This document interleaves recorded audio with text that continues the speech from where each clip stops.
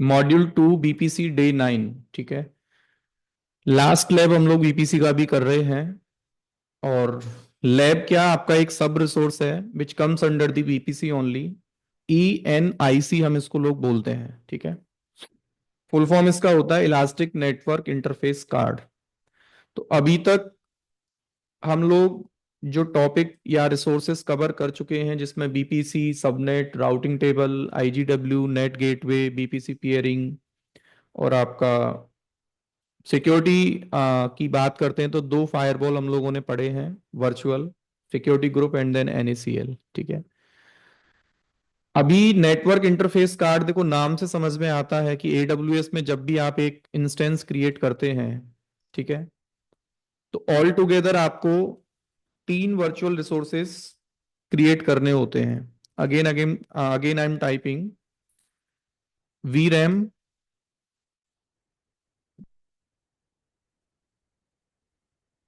vCPU, और तीसरा जो रिसोर्स होता है ना, उसको आप लोग बोलते हैं VNIC, है ना। और इन तीनों को ही टेक्निकली, जैसा कि मैंने बताया भी है आपको, AWS में ये तीनों ऑल टुगेदर क्लब होके हमें जो रिसोर्सेस मिलते हैं ना, इनको ही हम लोग बोलते हैं इंस्टेंस का टाइप। ठीक है, एंड देन इंस्टेंस के टाइप को ही हम लोग यहाँ बोल दें कि where we are getting the 3 virtual resources, RAM, CPU and then NIC। RAM आपको जैसे इंस्टेंस का टाइप T2.micro अगर आप लेते हैं तो 1 GB रैम आपको मिलता है, एक CPU मिलता है आपको, और एक निक आपको मिलता है। तो निक को ही हम टेक्निकली कई नामों से जानते हैं, है ना। कई बार हम लोग निक बोलते हैं उसको, कई बार उसको लैन कार्ड बोल देते हैं। और AWS में जनरली इस लैन कार्ड को ही ना इन्होंने ENIC बोला है, इलास्टिक नेटवर्क इंटरफेस कार्ड। तो क्लाउड का ही ये जो फीचर है ना इलास्टिक, मैंने आपको फर्स्ट डे बताया था कि क्लाउड में जो यूनिक फीचर हमें मिलता है ना, जिसको हम लोग बोलते हैं इलास्टिसिटी। इलास्टिसिटी का सीधा सा मीनिंग होता है कि ऐसा रिसोर्स जिसको किसी भी ऑब्जेक्ट के साथ ऑन द फ्लाई आप अटैच कर सकते हैं, और ऑन द फ्लाई उसको आप डिटैच कर सकते हैं। ठीक है, तो ये फीचर ऑन प्रमाइसेस आपको नहीं मिलता है, ना ही स्टोरेज के टर्म में आपको मिलता है। यानी कि जो डिस्क आपके सर्वर में लगा है उसको आप ऑन द फ्लाई डिटैच या अटैच नहीं कर सकते। नेटवर्क इंटरफेस कार्ड लगा है, उसको आप अटैच या डिटैच नहीं कर सकते। CPU आपका है, उसको अटैच या डिटैच नहीं कर सकते। But in cloud computing we are getting this elasticity feature as a property, है ना। उसका एक अलग से ये फीचर है कि आपको इलास्टिसिटी क्लाउड कंप्यूटिंग में ही मिलेगा। ठीक है, with various of resources, that can be interface card, that can be storage, that can be compute resource, कुछ भी आपका वो रिसोर्स हो सकता है जो इलास्टिसिटी फीचर के साथ आपको मिलता है। ठीक है, उनमें से एक नेटवर्क इंटरफेस कार्ड भी है।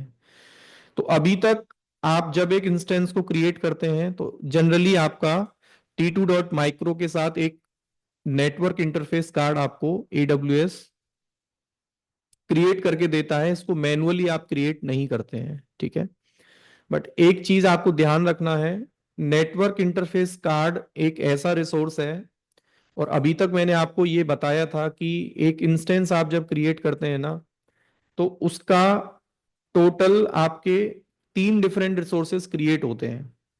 एक की पेयर क्रिएट होता है, दूसरा सिक्योरिटी ग्रुप क्रिएट होता है, और थर्ड आपका रिसोर्स होता है NIC, है ना। ये आपके ऑल टुगेदर क्रिएट होते हैं। अब जिसमें से ये आपके जो दो रिसोर्स हैं, की पेयर और सिक्योरिटी ग्रुप, यानी कि एक सर्वर को जब आप टर्मिनेट करते हैं, डिलीट करते हैं, तो उसका की पेयर डिलीट नहीं होता है अपने आप से, और सिक्योरिटी ग्रुप भी डिलीट नहीं होता है। लेकिन NIC आपका एक ऐसा रिसोर्स होता है जो सर्वर के साथ ही क्रिएट होता है और सर्वर के साथ ही आपका डिलीट हो जाता है।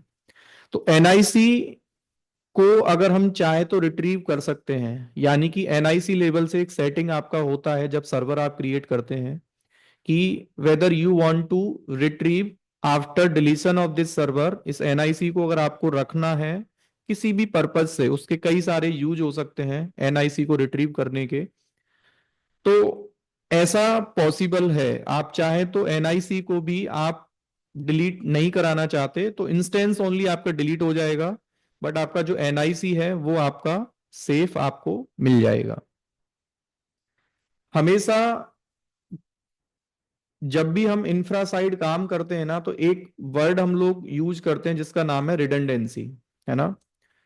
तो रिडंडेंसी का सीधा सा मीनिंग किसी भी रिसोर्स में सिंपल सा डेफिनेशन ये होता है कि if one resource will go down, we should have the another resource to response my traffic. उसको हम लोग बोलते हैं रिडंडेंसी फीचर, है ना। हमेशा हम ऐसा प्लानिंग करके चलते हैं कि एक रिसोर्स मेरा अवेलेबल नहीं है तो I have the another resource to entertain the workload. Same चीज लैन कार्ड में भी हम लोग ये चीज हम लोग प्लान करके चलते हैं। तो जनरली हमारे जो फिजिकल सर्वर्स हम लोग डेटा सेंटर्स में लगाते हैं, तो हमेशा हमको ये बोला जाता है कि मेरा जो सर्वर मेरे पास है ना, उस सर्वर में दो डिफरेंट लैन कार्ड लगे हैं, और उन लैन कार्ड को लगाने का सिर्फ एक हमारा मोटिव होता है, वो होता है रिडंडेंसी। यानी कि आप लोगों ने जब ओएस की जब हम लोग ट्रेनिंग करते हैं ना, चाहे विंडोज की ट्रेनिंग करो चाहे आप लिनक्स की ट्रेनिंग करो, तो ओएस लेवल से एक टॉपिक हम लोग लिनक्स में पढ़ते हैं जिसका नाम है टीमिंग। टीम्स बोलते हैं इसको, है ना। और या फिर इसको ही हम लोग दोस्तों क्या बोलते हैं, बॉन्डिंग। यानी कि हम अपने दोनों ही लैन कार्ड को ऐसा कॉन्फ़िगर करके चलते हैं ओएस लेवल से कि अगर एक लैन कार्ड हमारा डाउन हो तो अपने आप से मेरा जो एक्टिव, इसमें ना एक्टिव और पैसिव की कॉन्फ़िगरेशन हम लोग करके चलते हैं। एक लैन कार्ड मेरा डाउन जाएगा तो that will be set as a passive LAN card, और एक्टिव का मतलब होगा कि वहां से ट्रैफिक आपका एंटर या आउट आपका होगा। लेकिन ये कॉन्फ़िगरेशन जो हम ओएस लेवल से कर पाते हैं, लिनक्स में एक ट्रेनिंग का एक टॉपिक का नाम है जो हम लोग पढ़ते हैं, उसको हम लोग बोलते हैं टीम्स या फिर बॉन्डिंग। ठीक है। ठीक है। अब एनआईसी को बॉन्ड करना या एनआईसी का टीमिंग करने का मतलब सीधा सा ये रहता है कि आपने अपने लैन कार्ड को एज ए क्लस्टर कॉन्फ़िगर कर दिया। यानी कि सीधा सा आप समझ लें कि इन दोनों लैन कार्ड का एक कॉमन आईपी आपका होता है। यानी कि एक पूल आपने क्रिएट कर दिया। क्या कर दिया आपने, एक पूल क्रिएट कर दिया। यानी कि इस वाले सर्वर पे जब भी ट्रैफिक आपका आता है ना, तो आईपी तो आपका सेम ही होगा, जिसको हम लोग बोलते हैं वर्चुअल आईपी।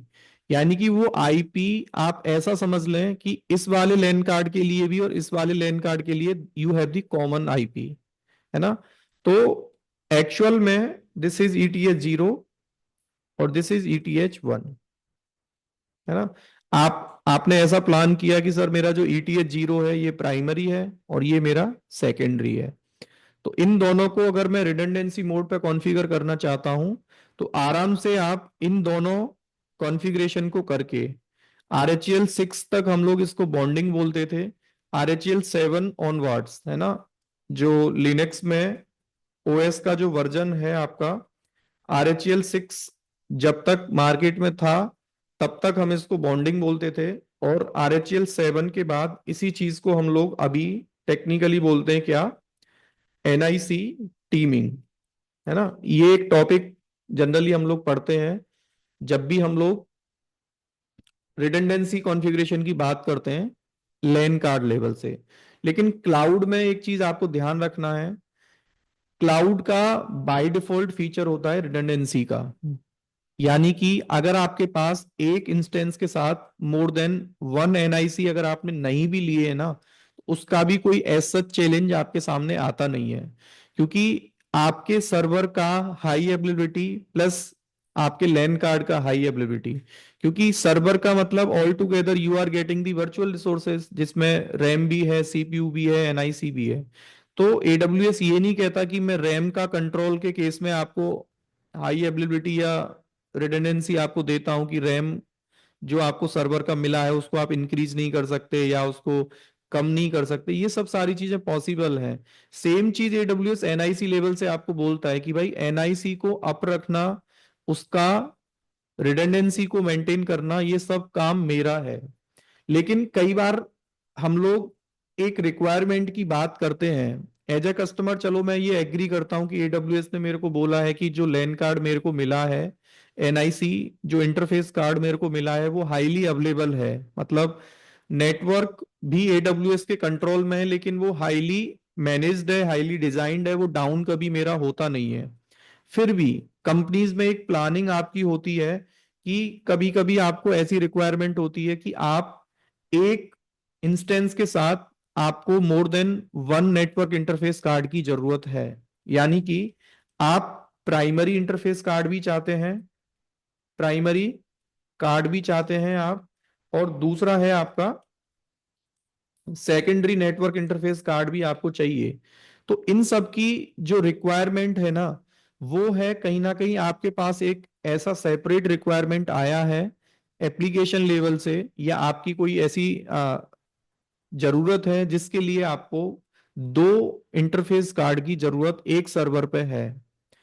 तो ऐसा पॉसिबल है। एडब्ल्यूएस आपको बोलता है कि जनरली मैं आपको इंस्टेंस टाइप के साथ एक लैन कार्ड बाय डिफॉल्ट लगा के देता हूं। अगर आपको दूसरा इंटरफेस कार्ड भी चाहिए तो वो भी मैं आपको अवेलेबल करा सकता हूं on the fly, without taking any down time of your server. आप सेकेंडरी इंटरफेस कार्ड भी अपने सर्वर के साथ आप अटैच कर सकते हैं। और because of this elasticity feature you are able to attach the on the fly secondary card with your instance. लेकिन पहले हमें यह समझना है दोस्तों कि सेकेंडरी इंटरफेस कार्ड की हमें जरूरत होती क्यों है। तो कई बार हमें यह देखने को मिलता है कि आपका कोई ऐसा एप्लीकेशन है जिसके दो डिफरेंट आईपीज आपको चाहिए। कई बार हमें ऐसा होता है कि एक इंटरनल आईपी है हमारा एप्लीकेशन का, और एक है हमारा एक्सटर्नल आईपी, है ना।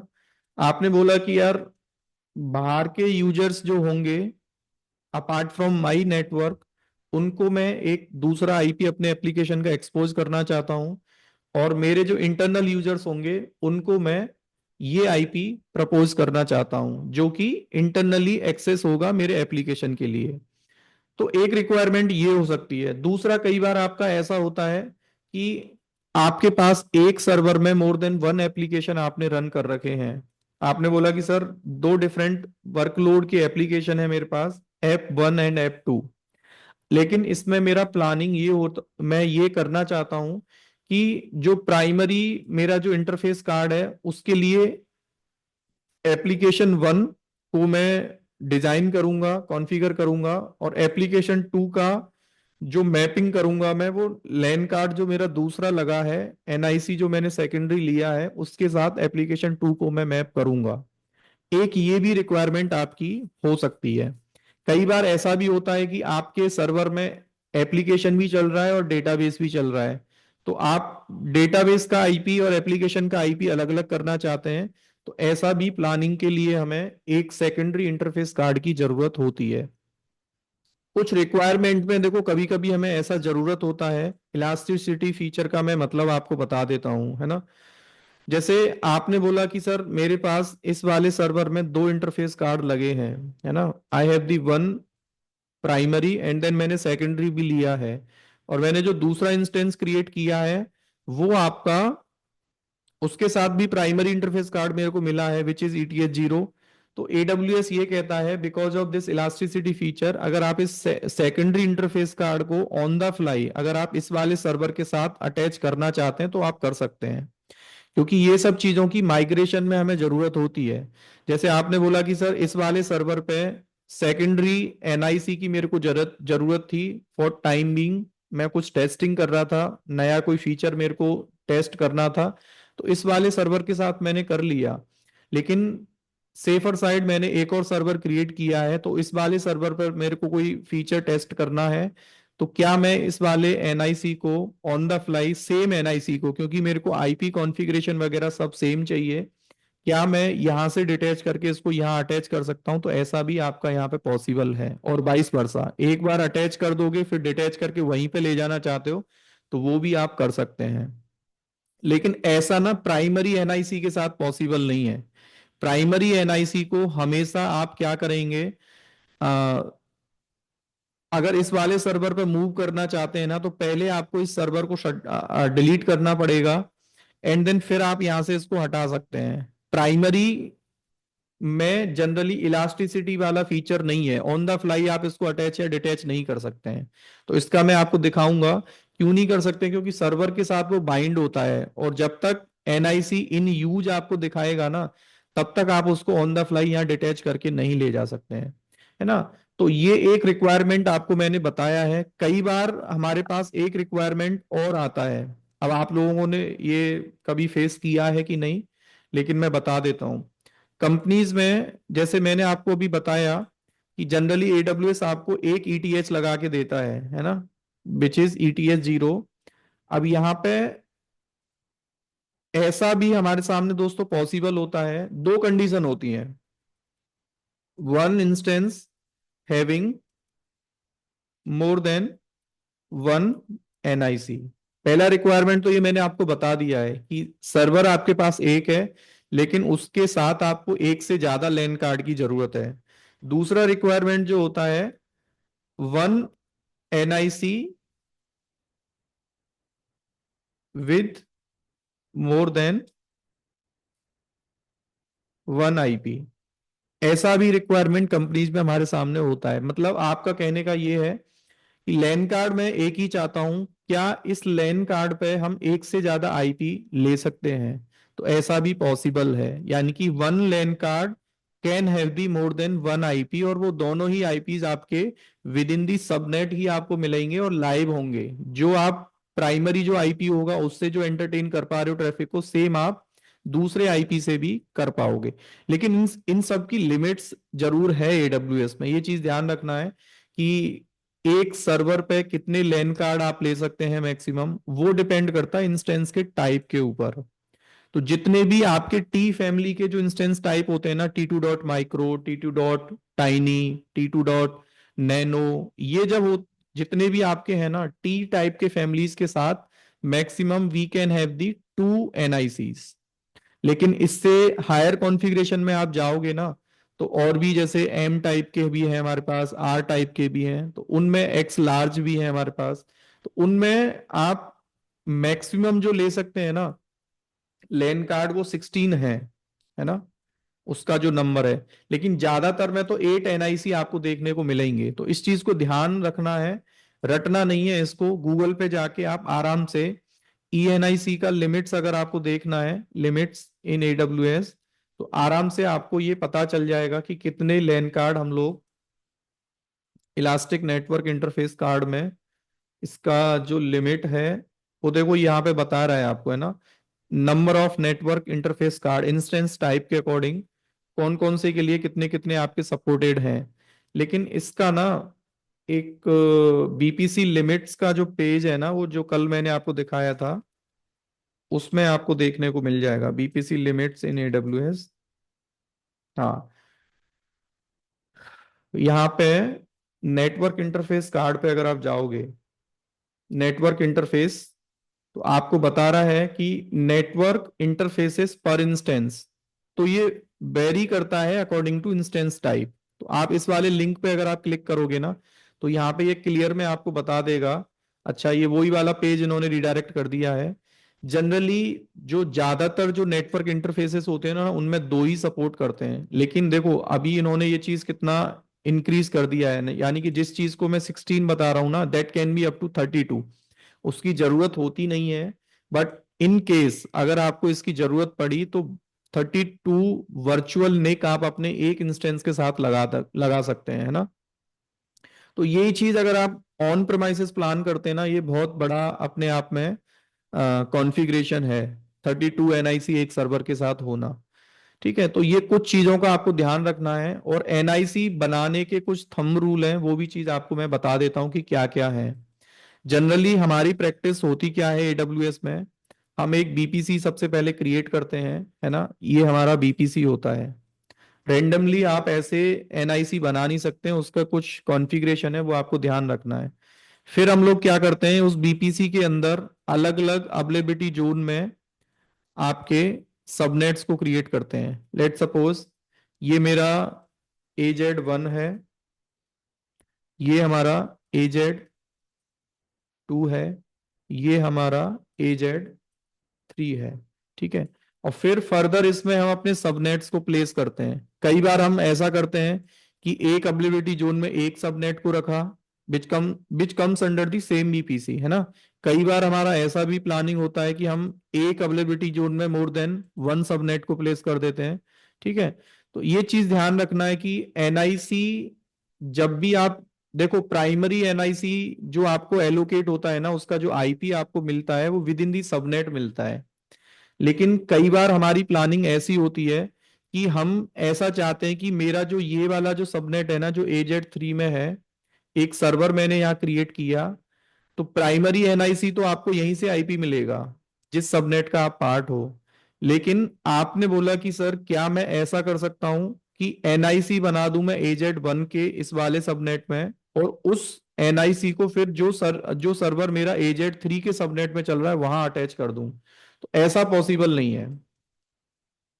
यानी कि एक लाइन में लिख देता हूं, cross AZ NIC can not attach with server.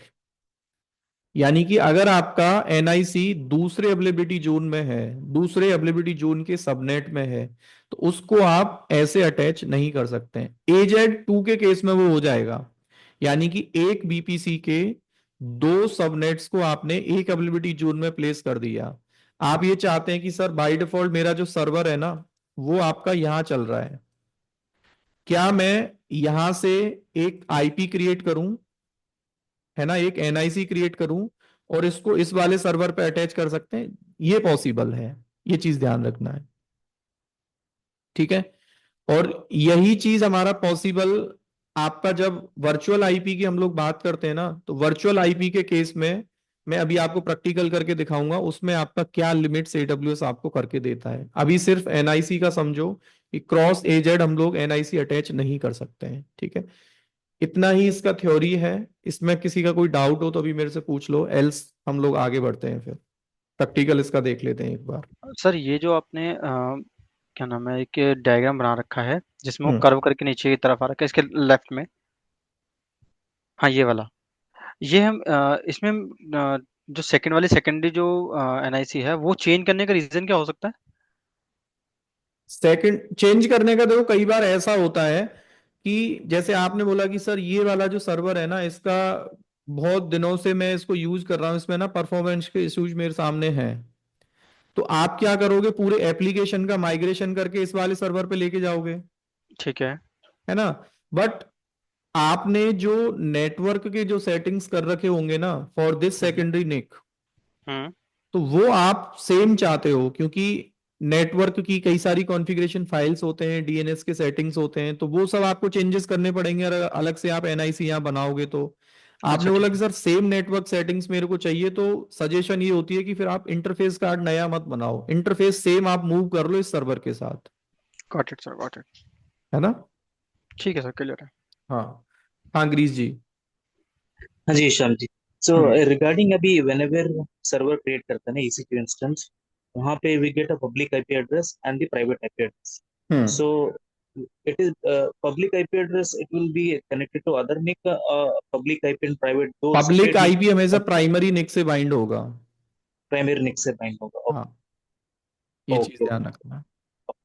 ठीक है, सेकेंडरी निक के साथ आप इलास्टिक आईपी को बाइंड कर सकते हैं, तो ये एक ओके. यूज केस आपका हो सकता है। ठीक है,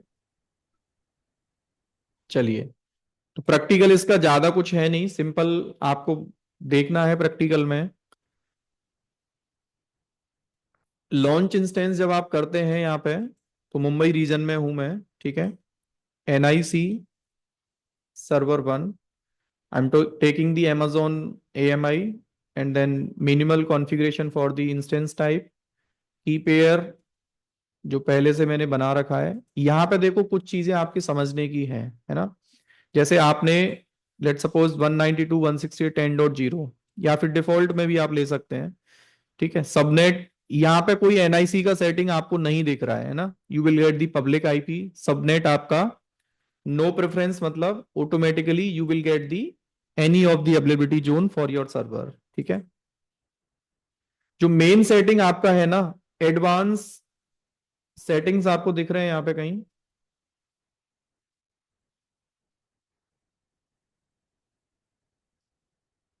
तो डिफॉल्ट एक सेटिंग आता है ना आपका नीचे है सर, नीचे।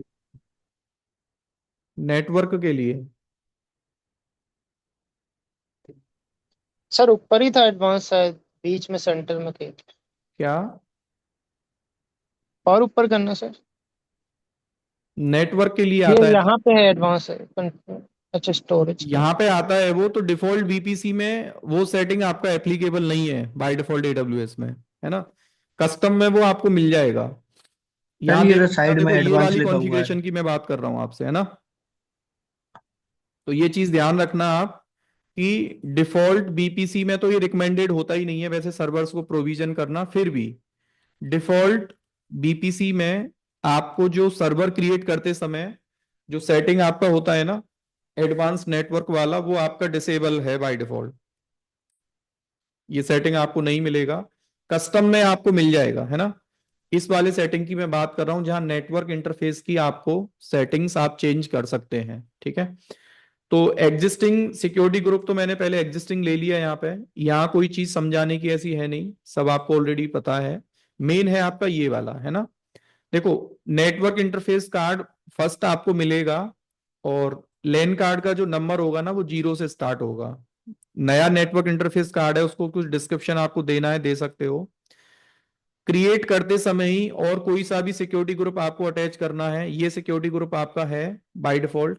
ठीक है, और यहां से ये भी आप अटैच करना चाहते हैं अभी सर्वर क्रिएट करते समय तो वो भी आप कर सकते हैं। ठीक है, जैसे कल मैंने आपको बताया था, आप मैनुअली एडिशनल सिक्योरिटी ग्रुप आपको जब लेने होते हैं तो आप जब मैनुअली यहां से करते हैं ना, कोई भी आईपी आपको मैनुअली देना है तो ये मैंने आपको ऑलरेडी बता दिया है। प्राइमरी आईपी ऑटोमेटिकली मिलेगा, सेकेंडरी अगर आप चाहते हैं आईपी तो यहां से आप विद इन दी सबनेट आपको आईपी मिल जाएगा। ठीक है, लेकिन एक चीज ध्यान रखना, जैसे आपका जो सबनेट 1 है ना, यहां पे आपने 192.168.10.0 यानी कि जो कस्टम बीपीसी आपने बनाया है, बीपीसी का सीआईडीआर आपका ये है 10.0/24, और दो सबनेट आपने बनाए हैं फिर फर्दर, सबनेट 1 192.168.10.0/26, और सबनेट 2 आपका जो है 192.168.10.64/26। तो मैं अभी कर क्या रहा हूं, as per the our configuration हमने जो इसका जो सबनेट चूज किया है ना वो ये है, देखो 192.168.10.0, यानी कि फर्स्ट सबनेट में मैं सर्वर को प्लेस कर रहा हूं, और दूसरा जो सबनेट है ना उसका जो सीआईडीआर है वो है 10.64, यानी कि I am trying to provide the secondary IP from the. हाँ जी, देखो ऑटोमेटिकली अगर आप करोगे ना तो बाया डीएससीपी कितने आईपीज आपको चाहिए वो यहां पे आपको मिल जाएंगे, लेकिन how many secondary IPs you can take वो आपका डिपेंड करता है किसके ऊपर, इंस्टेंस के टाइप के ऊपर। ये भी चीज ध्यान रखना, ये नंबर तो यहाँ इंक्रीज आपका हो रहा है लेकिन this will not allow you to take the automatically more than 1 secondary IP, because वो इंस्टेंस टाइप के लेवल से सेटिंग आपका होता है। तो मैं अभी इसको क्या कर दे रहा हूं, हम लोग इस प्रैक्टिकल को सेपरेटली करते हैं, सेकेंडरी आईपी वाले को, है ना। अभी समझ लो इंटरफेस का जो सेकेंडरी हमको लेना है वो हम कैसे कर सकते हैं। ठीक है, यहां पे आपसे बोल रहा है कि delete on termination. Delete on termination का मतलब यहां पे ये रहता है कि जब आप एक सर्वर को डिलीट करोगे तो इस एनआईसी को आप रिट्रीव करना चाहते हैं कि नहीं। तो इसमें दो ऑप्शन है दोस्तों, यस और नो। अब मैं आपसे एक क्वेश्चन यहां पूछता हूं कि सपोज करो मैंने कुछ भी यहां पे सेटिंग्स को सेलेक्ट नहीं किया, ना मैंने यस किया ना नो किया, और मैंने अभी इस सर्वर को यहां पे जाके सिंपली इस वाले सर्वर को यहां पे जाके सिंपली मैंने क्रिएट कर दिया, और आगे चल के फर्दर मैं इंस्टेंस को डिलीट करता हूं, तो मेरा ये जो नेटवर्क इंटरफेस कार्ड है ये मेरा रिट्रीव हो जाएगा या डिलीट हो जाएगा? डिलीट हो जाएगा sir by default. Delete by default. जो आपका सेटिंग जो होता है ना डिलीट ऑन टर्मिनेशन का, ये सेटिंग बाय डिफॉल्ट क्या रहता है, यस रहता है। ठीक है, यानी कि अभी आप कोई भी सेटिंग के साथ, और एक चीज ध्यान रखना, प्राइमरी निक का जो ये वाला जो सेटिंग है ना, वो आप सर्वर बनाते समय ही डिसाइड कर सकते हैं, बाद में इस सेटिंग को आप चेंज नहीं कर सकते हैं। यानी कि अगर आपने अभी सर्वर को क्रिएट कर दिया, यानी कि कोई चेंजेस मैंने नहीं किए, है ना, अगर आपने कोई चेंजेस नहीं करे तो एक सर्वर आपको यहां मिलेगा, और इसका एनआईसी अगर आप देखोगे तो आपको सिंपली बता रहा है कि ये इसका नेटवर्क इंटरफेस कार्ड है, ये इसका पब्लिक आईपी है, ये इसका प्राइवेट आईपी है, और स्टेटस इसका क्या है, अटैच्ड है। डिलीट ऑन टर्मिनेशन आपका क्या है दोस्तों यहाँ पे, हाँ जी, एनेबल इनेबल्ड है, विच मीन्स कि आपका जैसे ही ये सर्वर को आप टर्मिनेट करोगे तो आपका इंटरफेस जो नेटवर्क इंटरफेस कार्ड है ये भी आपका टर्मिनेट हो जाएगा। सेपरेटली आपको इंफॉर्मेशन चेक करनी है तो नेटवर्क इंटरफेस का सेपरेटली इंफॉर्मेशन यहां भी आप चेक कर सकते हैं। क्या आपको बता रहा है, सेम इंफॉर्मेशन यहां पे बता रहा है आपको, है ना, कि आपने डिलीट ऑन टर्मिनेशन वाला ऑप्शन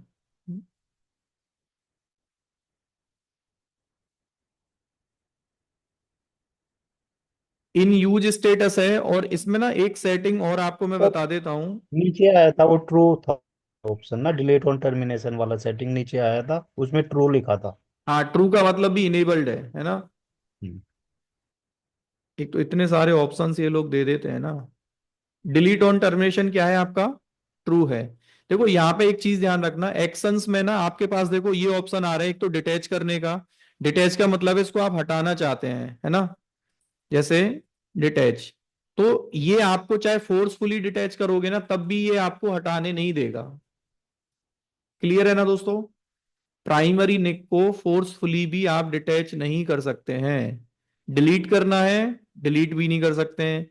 हाँ, मैनेज आईपी एड्रेस जरूर कर सकते हैं, यानी कि इस वाले सर्वर पे आपको एक और अगर आईपी चाहिए तो वो आप दे सकते हो, मैं अभी बताऊंगा, ठीक है। और क्या है, डी एसोसिएट एड्रेस कर सकते हैं, मतलब जो आईपी सेकेंडरी आपने लिया है उसको। चेंज टर्मिनेशन बिहेवियर आपका क्या है, तो ये चीज अभी अपडेटेड है, यानी कि अगर इसको आप सेव कर देते हैं ना, यानी कि प्राइमरी निक का भी एडब्ल्यूएस में ये चीज अभी पॉसिबल है कि अगर आपने सर्वर को टर्मिनेट किया तो आप प्राइमरी निक को रिट्रीव कर सकते हैं, यहां जाके आप करना इस चीज को, मैं नहीं आपका कर रहा हूं अभी। यहां से अगर आप इसको टर्मिनेट कर देते हैं ना तो जो एनआईसी आपका ये है ना, ये आपका रिट्रीव हो जाएगा आराम से। फिर इसका फायदा क्या होगा रिट्रीव करने का, सेम है, यानी कि आप सेम सबनेट में आगे कोई सर्वर आप क्रिएट करोगे ना, तो एक बार इसको हम पहले टर्मिनेट कर लेते हैं।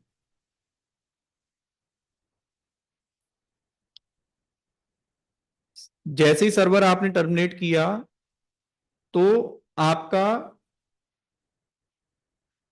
वॉल्यूम जो हमें मिलता है ना, ये वॉल्यूम सिर्फ आपका डिलीट होगा। सिक्योरिटी ग्रुप और की पेयर का मैंने आपसे मना किया है, वो डिलीट आपके होते नहीं है। वॉल्यूम्स में देखोगे तो you don't have any volume, है ना, ये आपका सर्वर का है, लेकिन अभी सर्वर जैसे टर्मिनेट होगा ना तो ये वॉल्यूम भी आपका डिलीट हो जाएगा। लेकिन आइडियली अभी तक आपका नेटवर्क इंटरफेस कार्ड भी डिलीट हो रहा था, ये आपका डिलीट नहीं होगा। अब इसका यूज केस क्या हो सकता है ना, यूज केस देखो इसका सिर्फ ये हो सकता है, जैसे आपने एक सर्वर और क्रिएट किया, लेट सपोज, अगेन उसका नाम मैंने दिया यहां पे निक सर्वर 1।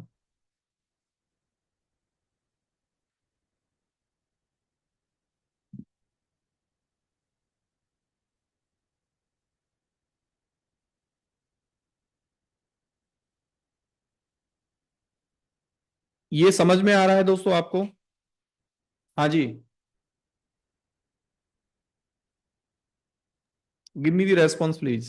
जी सर। ये इंटरफेस Yes, कहां से sir. आपका आ रहा है, देखो अभी किसी ने क्वेश्चन मेरे से पूछा था इस वाले डायग्राम को लेके कि सर इस सेकेंडरी एनआईसी को माइग्रेट करने का जी क्या सर। रीजन होता है, क्यों हम इसको माइग्रेट करते हैं। तो अभी मैं प्राइमरी निक का भी आपको यही आंसर कर रहा हूं, क्योंकि लास्ट टाइम मैंने आपको क्या बताया था, प्राइमरी निक को ऑन द फ्लाई आप माइग्रेट नहीं कर सकते हैं, लेकिन कंपनीज में हमको सर्टेन केसेस में ऐसी एक्टिविटी करनी होती है कि ये कंप्लीट सर्वर्स हमको रिप्लेस करने होते हैं। तो इसके अंदर जो ओएस लेवल की जो सेटिंग है ना, उसका तो हम जो बैकअप है ना, अपना एक कस्टम AMI क्रिएट करके एप्लीकेशन का बैकअप तो यहाँ पे हम रख लेते हैं। लेकिन जब सर्वर हम क्रिएट करते हैं ना उस नए वाले AMI से, तो NIC नेचुरल है कि NIC आपको अलग से लेना पड़ेगा एज पर दी प्रोसेस। जब NIC आप नया लोगे ना इस वाले सर्वर के लिए, जो नया सर्वर आप बना रहे हैं, तो फिर आपको ये लैन कार्ड भी अलग से लेने पड़ते हैं। और जब लैन कार्ड आप अलग से लोगे तो ये मैंडेटरी नहीं है कि आपका यहाँ पे जो IPs पहले से आपको मिले हुए थे वो सेम IPs आपको इस वाले सर्वर पे भी मिलेंगे। तो AWS ने आपको बोला है कि कंप्लीटली आपको अगर ये सर्वर को रिप्लेस करना पड़े और आप ये चाहते हैं कि एट एनी कॉस्ट में नेटवर्क के सेटिंग्स को चेंज करना नहीं चाहता, क्योंकि कंप्लीटली इस वाले सर्वर में मल्टीपल फाइल्स में मैंने IP के कॉन्फ़िगरेशंस कर रखे हैं, तो फिर मेरे को वहां जाके भी बहुत सारे चेंजेस करने पड़ेंगे। व्हाट आई वांट कि जो नेटवर्क सेटिंग मेरा आपका इस वाले सर्वर पे था और मैं इसको डिलीट भी कर दूं, सेम सेटिंग मेरे को मिलना चाहिए। अब देखो सेम सेटिंग आपको क्यों मिलेगा, आपका ये जो आईडी है ना 6A2A, ये वाला जो आईडी आपका है, ये आपने अभी जो सर्वर टर्मिनेट किया है ना उस वाले नेटवर्क इंटरफेस से ही आपको दिख रहा है। अगर आप यहां पे जाके देखोगे तो इसमें आपको दो चीजें आपको ये बता रहा है, क्या क्या। इस वाले सर्वर को ऑलरेडी एक प्राइवेट IP मिला हुआ है, पब्लिक IP आपको नया मिलेगा सिर्फ, क्योंकि पब्लिक IP का मैंने आपको बताया था कि जो ऑटोमेटिकली प्रोवाइडेड पब्लिक IP आपका होता है ना, वो आपको कब तक लाइव आपको देखने को मिलेगा, जब तक वो रिसोर्स आपका यूज केस में है। अगर आपने अनयूज्ड कर दिया, क्योंकि नेटवर्क इंटरफेस कार्ड हमारा क्या है, तो पब्लिक IP से तो हम जनरली OS लेवल से कोई सेटिंग करते भी नहीं है। मेन जो सेटिंग्स हमारे होते हैं ना, वो एक्चुअल जो IP आपके सर्वर का होता है, वो लैन कार्ड को जो असाइन आपने किया है उस IP से हम लोग कॉन्फ़िगरेशन फाइल्स को चेंज करते हैं। ठीक है, तो कहने का मतलब कि you will get the again same IP 10.20। नया सर्वर अगर आप बनाते भी हैं ना और इसको ही आप यहाँ चूज कर लेते हैं, auto assign public IP can only be set if network interface is set to new network interface, either remove auto assign or choose the new interface. हाँ, ये चीज आप ध्यान रखना कि ऑटोमेटिकली पब्लिक IP आपको एग्जिस्टिंग के साथ अगर आप लोगे ना, तो आपको फिर वो पब्लिक IP यहां बताना पड़ेगा एक्सप्लिसिटली, है ना। लेकिन एरर तो आपको यहां भी दे रहा है, तो ये सेटिंग्स ध्यान रखना आप। Auto assign public IP can only be set if new network interface is set to new interface, यानी कि यहां पे नया इंटरफेस आप लोगे ना, तो तब ये पब्लिक IP का असाइनमेंट जो है ना ऑटो असाइन, हाँ ये थोड़ा सा चेंज उन्होंने किया है अभी। पहले क्या था कि हम प्राइमरी इंटरफेस कार्ड को रिट्रीव ही नहीं कर पाते थे, अभी कर सकते हैं, लेकिन उसके साथ पब्लिक IP का जो ऑप्शन इनेबल है ना, वो आपको AWS करके नहीं देगा। ये चीज थोड़ा सा नोट करके कहीं पे लिख लेना, और इंटरव्यू में पूछे तो ऐसे ही आपको आंसर देना है। ठीक है, it mean sir primary network को भी स्विच किया जा सकता है किसी और सर्वर पे, राइट? हाँ किया जा सकता है, लेकिन पब्लिक IP आपको नहीं मिलेगा। और प्रोडक्शन में तो दोस्तों हम पब्लिक IP लेके चलते भी नहीं है। आप जब ELB और ऑटो स्केलिंग ग्रुप, जो दो टॉपिक में आगे पढ़ाऊंगा ना, वहां पे इस चीज का कंक्लूजन आपको मिल जाएगा कि हमें किसी भी सर्वर पे पब्लिक IP की जरूरत होती नहीं है AWS में, क्योंकि जो पब्लिक एंड पॉइंट आपके वेबसाइट का होता है ना, वो लोड बैलेंसर का URL होता है हमेशा। और आप अपने DNS में भी एप्लीकेशन के लिए चलने वाले सर्वर्स के पब्लिक IPs को डिफाइन नहीं करते हैं। हमेशा जो हम DNS में रिकॉर्ड बनाते हैं ना, वो लोड बैलेंसर का अगेंस्ट में बनाते हैं। तो इस इन सब चीजों का अभी आंसर आपको मिल जाएगा, लेकिन प्रैक्टिकल हम कर रहे हैं तो नॉलेज के लिए ये चीज ध्यान रखना है कि ऑटो असाइन एक्सप्लिसिटली आप पब्लिक IP यहाँ इनेबल भी करोगे ना इस इंटरफेस के लिए, तब भी आपको ये लेने नहीं देगा। यानी कि सर्वर जो आपको बनाना पड़ेगा वो डिसेबल के साथ ही आपको बनाना पड़ेगा। तो मैंने जनरली आपको ये बताया है कि एक इंटरफेस कार्ड को रिट्रीव आप कैसे कर सकते हैं, और फिर फर्दर आप कोई नया सर्वर आप जब क्रिएट करोगे तो उसके साथ आप अटैच कैसे कर सकते हैं। ठीक है, अभी हम लोग क्या कर रहे हैं, सिंपली एक नया सर्वर हम लोग क्रिएट करते हैं। जैसे आपने एक सर्वर क्रिएट किया NIC सर्वर 1। देखो प्रैक्टिकल्स को करने में ना सिर्फ आपका सेटिंग्स को इधर उधर करके देखने का ही इंटरेस्ट होता है, बाकी का सीधे सीधे प्रैक्टिकल करना तो कोई ज्यादा टफ वाली बात AWS में होती नहीं है। आपको अपना जो माइंड है ना हेयर एंड देयर आपको घुमाना पड़ेगा, कंडीशंस को सोचना पड़ेगा कि यार अगर मैं इस कंडीशन से प्रैक्टिकल करूं तो क्या हो रहा है, अगर दूसरे कंडीशन से प्रैक्टिकल करता हूं तो क्या हो रहा है, ठीक है। सर्वर बनाते समय भी आप चाहें तो दूसरा इंटरफेस कार्ड आप ले सकते हैं, लेकिन एक चीज आप यहाँ पे देखो, मैं आपको थ्योरी में बता रहा था कि आपने जो इंस्टेंस का टाइप लिया है ना वो T2.micro लिया है यहाँ पे। तो एज पर दी T2.micro आपको ये बोल रहा है कि मैक्सिमम जो इंटरफेस कार्ड आप इस पे ले सकते हैं ना वो 2 ही ले सकते हैं। सेकेंडरी इंटरफेस कार्ड को आईपी आप ऑटोमेटिकली चाहते हैं या मैनुअली चाहते हैं, वो सेटिंग्स आप यहाँ कर सकते हैं। प्राइमरी आप अगर आईपी आप विद इन दी सबनेट देना चाहते हो आप यहाँ से दे सकते हैं। तो दूसरा जो इंटरफेस कार्ड है ना आपका, कोई बताएगा कि अभी ये ग्रे आउट क्यों आ रहा है, मतलब ETH 0 हमको मिल जाएगा, ETH 1 हमको मिल जाएगा, लेकिन अभी यहाँ पे हमारे पास ऑप्शन क्यों नहीं है? हाँ जी। क्योंकि सर आपने बताया तो 2 इंटरफेस दे सकते हैं ना, हाँ, T2.micro। क्योंकि ये लिमिट है AWS के एंड से। T2.micro जो इंस्टेंस का टाइप आपने लिया है ना उसमें मोर देन 2 NIC आपके नहीं हो सकते हैं, दैट्स वाई। ठीक है, अगर आप इसको रखना चाहते हैं नेटवर्क इंटरफेस 2 को तो आप रखिए, बाकी का मैनुअली भी हम बाद में क्रिएट कर सकते हैं। सर्वर बनाते टाइम भी कर सकते हैं और बाद में भी आप इसको कर सकते हैं, ठीक है। तो मैंने अभी सिंपली क्या किया, instead of taking the new interface, additional interface अभी मैंने सर्वर का नहीं लिया है। व्हाट वी विल डू, हम सर्वर बनाने के बाद, एक सर्वर को जब हम क्रिएट कर लेते हैं उसके बाद मैनुअली NIC हम लोग कैसे क्रिएट करेंगे वो हम देखते हैं, ठीक है।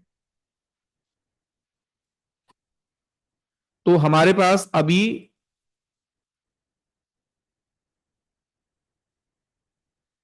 अब यहां से आगे ना 2 डिफरेंट अवेलेबिलिटी जोन में एक एक NIC हम लोग क्रिएट करते हैं, है ना, फिर प्रैक्टिकल को आगे प्रोसीड करेंगे। तो ये सर्वर बनाया, इसका नेटवर्किंग में जाके NIC आपको दिख रहा है, this is the common process जो अभी तक आप देख रहे हैं। अभी हम थोड़ा सा आगे चलते हैं। मैंने क्या किया, मैं नेटवर्क इंटरफेसेस में गया और दोनों ही जो मेरे लैन कार्ड है ना वो AP South 1A का पार्ट है, यानी कि जो मेरे सर्वर का जो लैन कार्ड है ना उसको एक बार आप चेक कर लो कि उसका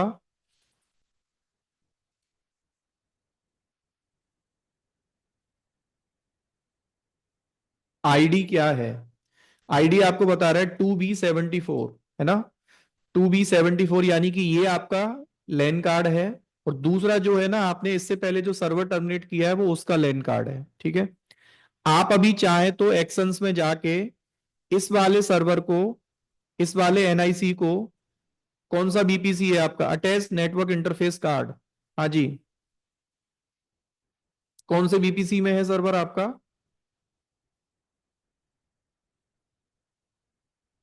कस्टम में है ना, तो कस्टम एक बार उसका आईडी देख लो।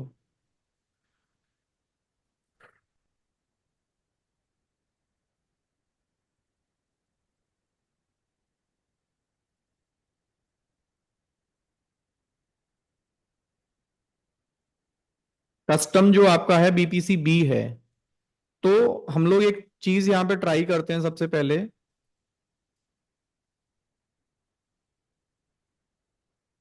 BPC-A, अब देखो ये चीज आपको ध्यान रखना है ना, जो हमने, जहां हमने अपना इंस्टेंस क्रिएट किया है वहां पे तो एक सर्वर हमारे पास है।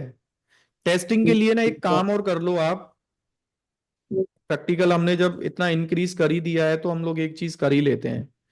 हम लोग एज पर दी प्रैक्टिकल क्या चल रहे हैं कि 2 BPC हमारे पास हैं, है ना, कंफ्यूज नहीं होना है आपको, इसलिए मैं ये डायग्राम ड्रॉ कर रहा हूं। और दूसरा BPC हमारे पास ये है, ठीक है, यानी कि जो सर्वर आपने यहां क्रिएट किया है, ठीक है, यानी कि आपने लैन कार्ड भी जो बनाया है ना, जो एडिशनल जो NIC है ना वो हो सकता है कि BPC-B का ही पार्ट है, लेकिन आप ड्रॉप डाउन मेन्यू में अटैच करते समय क्या कर रहे हो, आपने सेलेक्ट किया है BPC-A को। तो यहां पे कोई सर्वर जब तक आप क्रिएट नहीं करोगे ना तो ये लैन कार्ड आपका अटैच नहीं होगा। तो एक प्रैक्टिकल को थोड़ा सा अंडरस्टैंड करने के लिए कि क्रॉस BPC लैन कार्ड आपका एक्सेसिबल होता है कि नहीं, वो चीज चेक करने के लिए हम इस प्रैक्टिकल को थोड़ा सा आगे अभी एक्सटेंड कर रहे हैं, ठीक है। बाकी का ये प्रैक्टिकल कराना नहीं होता है, वो खुद करके आप देख सकते हो। तो अभी जो सर्वर हमारा है ना BPC-B में है, एक्सप्लिसिटली एक सर्वर मैं क्रिएट कर रहा हूं यहाँ पे, NIC सर्वर 2, और इसको मैंने क्रिएट कर दिया BPC A में। ठीक है, सिक्योरिटी ग्रुप मैंने यहाँ पे डिफॉल्ट जो है वो सिक्योरिटी ग्रुप मैंने लिया, और हाँ बन गई, कच्चा आया हुआ है तू।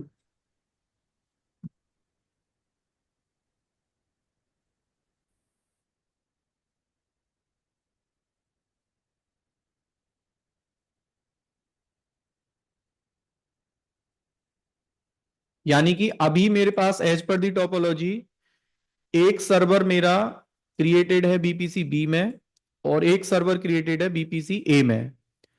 BPC जो मेरा B है, यहां पे मेरे पास टोटल 2 लैन कार्ड हैं, एक सर्वर के साथ अटैच है और एक मेरा फ्री है। यानी कि BPC B का अगर मैं अटैचमेंट करता हूं, आप नेटवर्क इंटरफेसेस में जाओ और यहां से देखो, अगर BPC B आप सेलेक्ट करते हैं ना, तो आपका सर्वर चलता हुआ दिख जाएगा।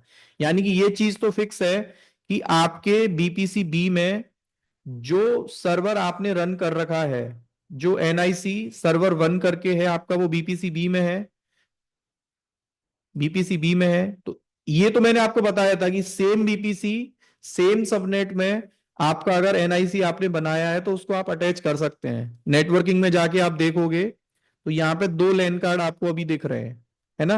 ये प्राइमरी आपका है और ये आपका सेकेंडरी है। लेकिन हमें एक प्रैक्टिकल अब क्रॉस करके देखना है। फिर से मैंने क्या किया, जो लैन कार्ड आपने अभी सर्वर को अटैच किया है ना BPC B के, थोड़ा सा BPC A BPC B जो मैं फ्रिक्वेंटली बोल रहा हूं, इसमें किसी को डाउट तो नहीं हो रहा है दोस्तों? अभी हमने देखो क्या किया है, एज पर दी टोपोलॉजी में यहां बता देता हूं। ये जो लैन कार्ड हमारा फ्री था ना, इसको मैंने इस वाले सर्वर से अटैच कर दिया है, और इस सर्वर का नाम क्या है, NIC सर्वर 1। यानी कि इस वाले सर्वर पे 2 लैन कार्ड आपके हैं। तो प्रैक्टिकल में कंक्लूजन हमारा ये निकला है कि same BPC can have the, नहीं, उसका 1 instance can attach to NICs which are the part of same BPC and subnet। ये लाइन सबको क्लियर है ना? 1 instance can attach two NICs which are the part of same BPC and subnet। यानी कि मेरे जो ये लैन कार्ड है ना, एक ही सबनेट के पार्ट हैं, एक ही BPC के पार्ट हैं, तो सर्वर भी मेरा उसी BPC में है, तो लैन कार्ड मैंने दोनों को यहां अटैच कर दिया। अब मैं प्रैक्टिकल को आगे लेके जा रहा हूं। जो लैन कार्ड आपने एडिशनल यहां पे लगाया है ना, उसको पहले मैं करता हूं डिटैच। ठीक है, BPC B का देखो, BPC B, ठीक है, इसका लैन कार्ड चेक करो आप पहले, है ना, सेकेंडरी। तो सेकेंडरी आपको कैसे पता चलेगा? जहां 0 लिखा है ये प्राइमरी है, और जहां 1 लिखा है वो सेकेंडरी है। ठीक है, अब ये जो 6A 2A जो लिखा है ना, इसको मैं डिटैच कर रहा हूं इस सर्वर से। मैंने क्या किया, 6A 2A, यहां पे मैं गया डिटैच, और इसको मैंने क्या कर दिया, डिटैच कर दिया। कैसे पता चलेगा डिटैच हुआ है कि नहीं? सिंपली आप इसको यहां पे इंस्टेंस आईडी यहां से फ्री इन यूज का स्टेटस जब तक दिखाएगा, यानी कि वो अटैच है, और इन यूज से जैसे ही वो आपका हो जाएगा तो अवेलेबल का मतलब है कि ये लैन कार्ड आपका अभी फ्री है। अब आप ये मान के चलो कि ये लैन कार्ड ना फिर से आपका फ्री हो गया। मैं ये चाहता हूं कि भाई इस लैन कार्ड को, एक सर्वर मेरे पास चल रहा है BPC A में, यहां पे मेरे को उसको अटैच करना है। तो कैसे करेंगे हम लोग? एक्शंस में जाएंगे, फिर से अटैच। अभी मैंने BPC A सेलेक्ट किया, और यहां पे अभी भी इंस्टेंस आपका डिस्प्ले नहीं हो रहा है। हाँ जी, यानी कि इंटरव्यूअर अगर आपसे पूछे कि 2 BPC आपके पास एक रीजन में है और एक लैन कार्ड आपने बीपीसी बी में बनाया है। इस वाले लैन कार्ड को बीपीसी ए में रखे सर्वर्स के साथ आप अटैच कर सकते हैं कि नहीं? तो आंसर क्या होना चाहिए आपका? नो। नहीं कर सर ये सकते बाय रिपीट डिफॉल्ट। करना दोबारा सर, ये मिस हुआ मेरे से कुछ। क्या बोल रहे हैं? सर ये थोड़ा सा रिपीट कर दो बस, जो आपने बताया अभी। इंटरव्यूअर अगर आपसे पूछे, एक सिनेरियो आपको दे कि दो बीपीसी आपके पास एक रीजन में है, ठीक है? ठीक है। एक सर्वर आपके पास बीपीसी ए में है, एक बीपीसी बी में है। ओके। लेट सपोज आपने बीपीसी ए के किसी भी सबनेट में एक सर्वर आपने क्रिएट किया, तो क्या आप उसको बीपीसी बी के सर्वर के साथ अटैच कर सकते हैं? तो आंसर आपका क्या होना चाहिए? नो।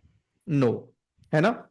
लेकिन अब इस चीज को थोड़ा सा आगे हम लेके चलते हैं, है ना, प्रैक्टिकल को। देखो, एनआईसी जो सर्वर वन हमारा है ना, उसका जो अवेलेबिलिटी जोन है ना, वो क्या है आपका? 1A है। और बीपीसी ए वाला जो सर्वर है उसका अवेलेबिलिटी जोन क्या है? 1B, है ना? अगर प्रैक्टिकल और दोस्तों आपको समझना है ना, तो मैं एक चीज कर सकता हूं कि एक सर्वर हम क्रिएट करते हैं बीपीसी ए में, और उसका अवेलेबिलिटी जोन हम क्या लेते हैं? हाँ जी, 1A। अभी हमने पता है क्या किया है? दो बीपीसी हमारे पास है ना? और लेट सपोज दो डिफरेंट अवेलेबिलिटी जोन है आपके पास दोनों में। एक चांस ये भी हो सकता है, इसलिए इस प्रैक्टिकल को मैं करके आपको दिखा रहा हूं। अगर वो चीज हो जाता है तो ठीक है, और नहीं होता है तो उसका हम थ्योरी क्रिएट कर लेंगे अपने लिए।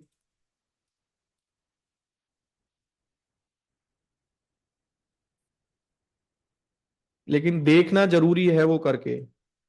तो कोई भी चीज हम लोग मिस नहीं करना चाहते, टाइम लगेगा थोड़ा सा करने में, कर लेते हैं। Just एक query actually, अभी देखिए whenever I create a server in VPC A basically, and I'll attach a NIC card, and the NIC card, right, it is associated with the VPC A and its respective subnet of that. अभी why we trying to attach the VPC B, इससे क्यों वहाँ वहाँ पे A source वाला subnet वहाँ पे why do you want to do actually? देखो, कई बार हमें क्रॉस बीपीसी आईपी लेने की जरूरत होती है, वो बस प्रैक्टिकल हम करके देख रहे हैं, है ना? हम ये चाहते हैं कि लैन कार्ड जो हमें चाहिए ना, आईपी का रेंज हम इस वाले से नहीं दिलाना चाहते, यहां से हम आईपी का रेंज चाहते हैं। वो पॉसिबल है कि नहीं? ठीक है। अब मैं एक चीज करना चाहता हूं, जो बीपीसी बी हमारा है ना, यहाँ पे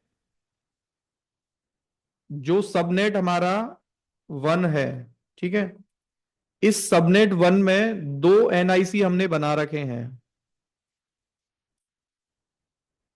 ठीक है? इस चीज को प्रूफ कर लेते हैं एक बार। सिंपली आप क्या करोगे, नेटवर्क इंटरफेसेस में आप जाओगे, ये आपके नेटवर्क इंटरफेसेस, और यहां 85 है ना, 1A और 85 अगर आप देखोगे तो कौन सा आपका बीपीसी है? बीपीसी बी है, ठीक है? तो बीपीसी बी में हमारे पास दो लैन कार्ड हैं, जिसमें से एक लैन कार्ड हमारा इस वाले सर्वर से अटैच है, ठीक है, इस वाले सर्वर से अटैच है, लेकिन ये फ्री है। और इसका जो अवेलेबिलिटी जोन है ना सबनेट का, वो है एपी साउथ 1A। अब मैं इस प्रैक्टिकल को आगे करने के लिए बीपीसी ए में एक सर्वर बनाऊंगा इसके सबनेट 1 में, और उसका जो अवेलेबिलिटी जोन होगा वो क्या होगा? हाँ एपी जी, साउथ 1 है। 1A। क्योंकि हमने अभी जो सर्वर बनाया था उसका अवेलेबिलिटी जोन क्या था? 1B। 1B।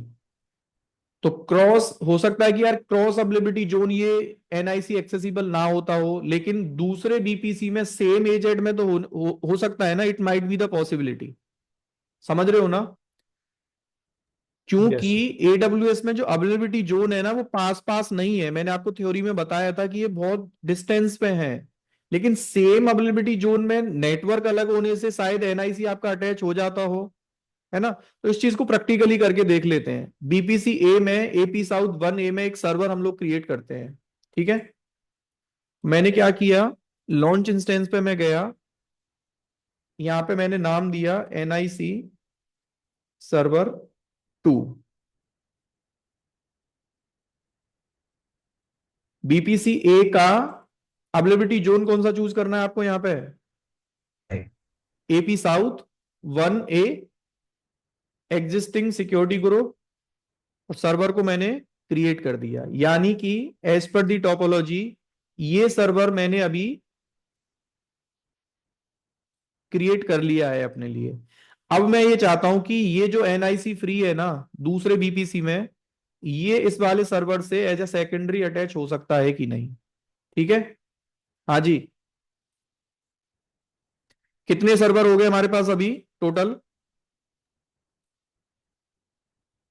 3 सर्वर हो गए। We have the total 3 servers, जिसमें से बीपीसी ए में हमारे 2 सर्वर चल रहे हैं। एक सर्वर ये है हमने जो अभी बनाया है, ये सर्वर हमारा पहले से चल रहा है, ठीक है।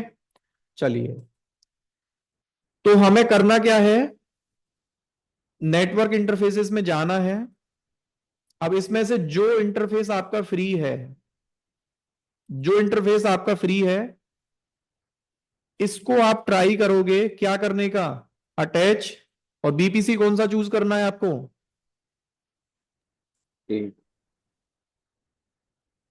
समझ में आ गया? हाँ जी। Yes sir. अब एक नया थ्योरी आपको मिल गया है, यानी कि क्रॉस बीपीसी एनआईसी आपका एक्सेस हो सकता है। कहां पे लिखा था नहीं, वो एक मैंने सेकंड, लाइन? वो सर्वर आपने सेलेक्ट किया ना, is of the newly created server है क्या, तो एग्जिस्टिंग सर्वर? क्या कह रहे हैं आप? द EC2 इंस्टेंट अभी नया क्रिएट किया है ना हमने, वो वाला अभी ये नया वाला है क्या ओल्ड वाला है, एक बार ये चेक। नया वाला है। ओके। देखो 3 सर्वर हैं, कंफ्यूज मत होइए, क्योंकि कंफ्यूज होंगे तो फिर प्रैक्टिकल क्लियर नहीं होगा। हमारे पास जो एनआईसी सर्वर 1 है, ये वाला, ये मेरा चल रहा है 1 ए में। और ये कौन से बीपीसी का पार्ट है, बीपीसी बी का, ठीक है। और एनआईसी, इसको ना सर्वर 3 नाम दे देता हूं मैं अभी। जो एनआईसी सर्वर 2 है ना, ये मेरा जो है वो एपी साउथ 1 बी में है, लेकिन इसका बीपीसी क्या है, ए है। ये वाला है बीपीसी, है ना। तो यहां पे भी एक नाम हम इसको दे ही देते हैं जिससे कि आप कंफ्यूज ना हो। ये मेरा है एनआईसी सर्वर 1, और ये क्या है मेरा, एनआईसी सर्वर 2, 2 और ये क्या है, NIC सर्वर 3। 3। इससे पहले हम लोग क्या ट्राई कर रहे थे, ये सर्वर जब हमने नहीं बनाया था, हम इस वाले एनआईसी को जो अलग से हमने बनाया है ना, इसको हम अटैच कर रहे थे कहां पे, अवेलेबिलिटी जोन दिस तो ये सर्वर मेरा अटैच नहीं हो रहा था। यानी कि मेरा बीपीसी भी अलग था और मेरा अवेलेबिलिटी जोन भी अलग था। तो एनआईसी ऐसे आपका एक्सेसिबल नहीं होता है ना। यानी कि cross BPC cross AZ NIC आपका सेकेंडरी सर्वर के साथ अटैच नहीं हो सकता, ये कंक्लूजन हमें मिला था। फिर हमने इस चीज को प्रैक्टिकली सोचा कि यार ये चीज ठीक है, क्योंकि 1 ए और 1 बी दोनों अवेलेबिलिटी जोन बहुत बड़े डिस्टेंस पे हैं। तो वर्चुअली आपका एनआईसी कार्ड कहां पे रखा हुआ है, एपी साउथ दूसरे डेटा सेंटर में, सर्वर दूसरे डेटा सेंटर में, तो ये शायद आपका अटैच ना हो, और वो ना भी हुआ भी नहीं था। लेकिन हमने फिर क्या किया कि यार एक काम करते हैं, बीपीसी तो आपका वर्चुअल कॉन्फ़िगरेशन है नेटवर्क, हम अपना अवेलेबिलिटी जोन सेम रखते हैं सर्वर का, और फिर ट्राई करते हैं। तो ये हमारा अटैच हो गया था। तो यहां पे दूसरा आंसर हमको ये मिला था, cross BPC but having the same availability zone, NIC can be attach. दोनों पॉइंट क्लियर है ना दोस्तों? बाय डिफॉल्ट Yes, आपका sir. रूल क्या होता है, ये होता है, यानी कि AWS ये कहता है कि भाई आपका बीपीसी भी सेम होना चाहिए, सबनेट भी सेम होना चाहिए, तब आप एनआईसी को अटैच कर सकते हैं। लेकिन अगर आपका क्रॉस बीपीसी है और एजेड भी आपका अलग है ना, एजेड सेम है, तो ही आप एनआईसी को क्या कर सकते हैं, दूसरे बीपीसी में अटैच कर सकते हैं। ठीक है। थोड़ा सा मोहित अभी आप रुकिएगा, अभी इस प्रैक्टिकल को ना मैं अभी आगे लेके चलता हूं। अब मैं एक काम करता हूं, एनआईसी सर्वर 3 से जो आपने ये लैन कार्ड अटैच किया है ना, मैं फिर से इसको डिटैच कर रहा हूं। ठीक है।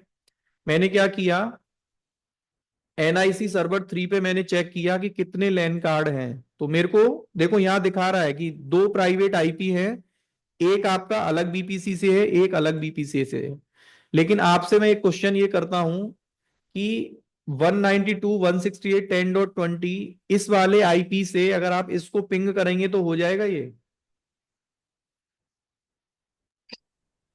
ये आपका अभी बाय डिफॉल्ट पिंग नहीं नहीं होगा।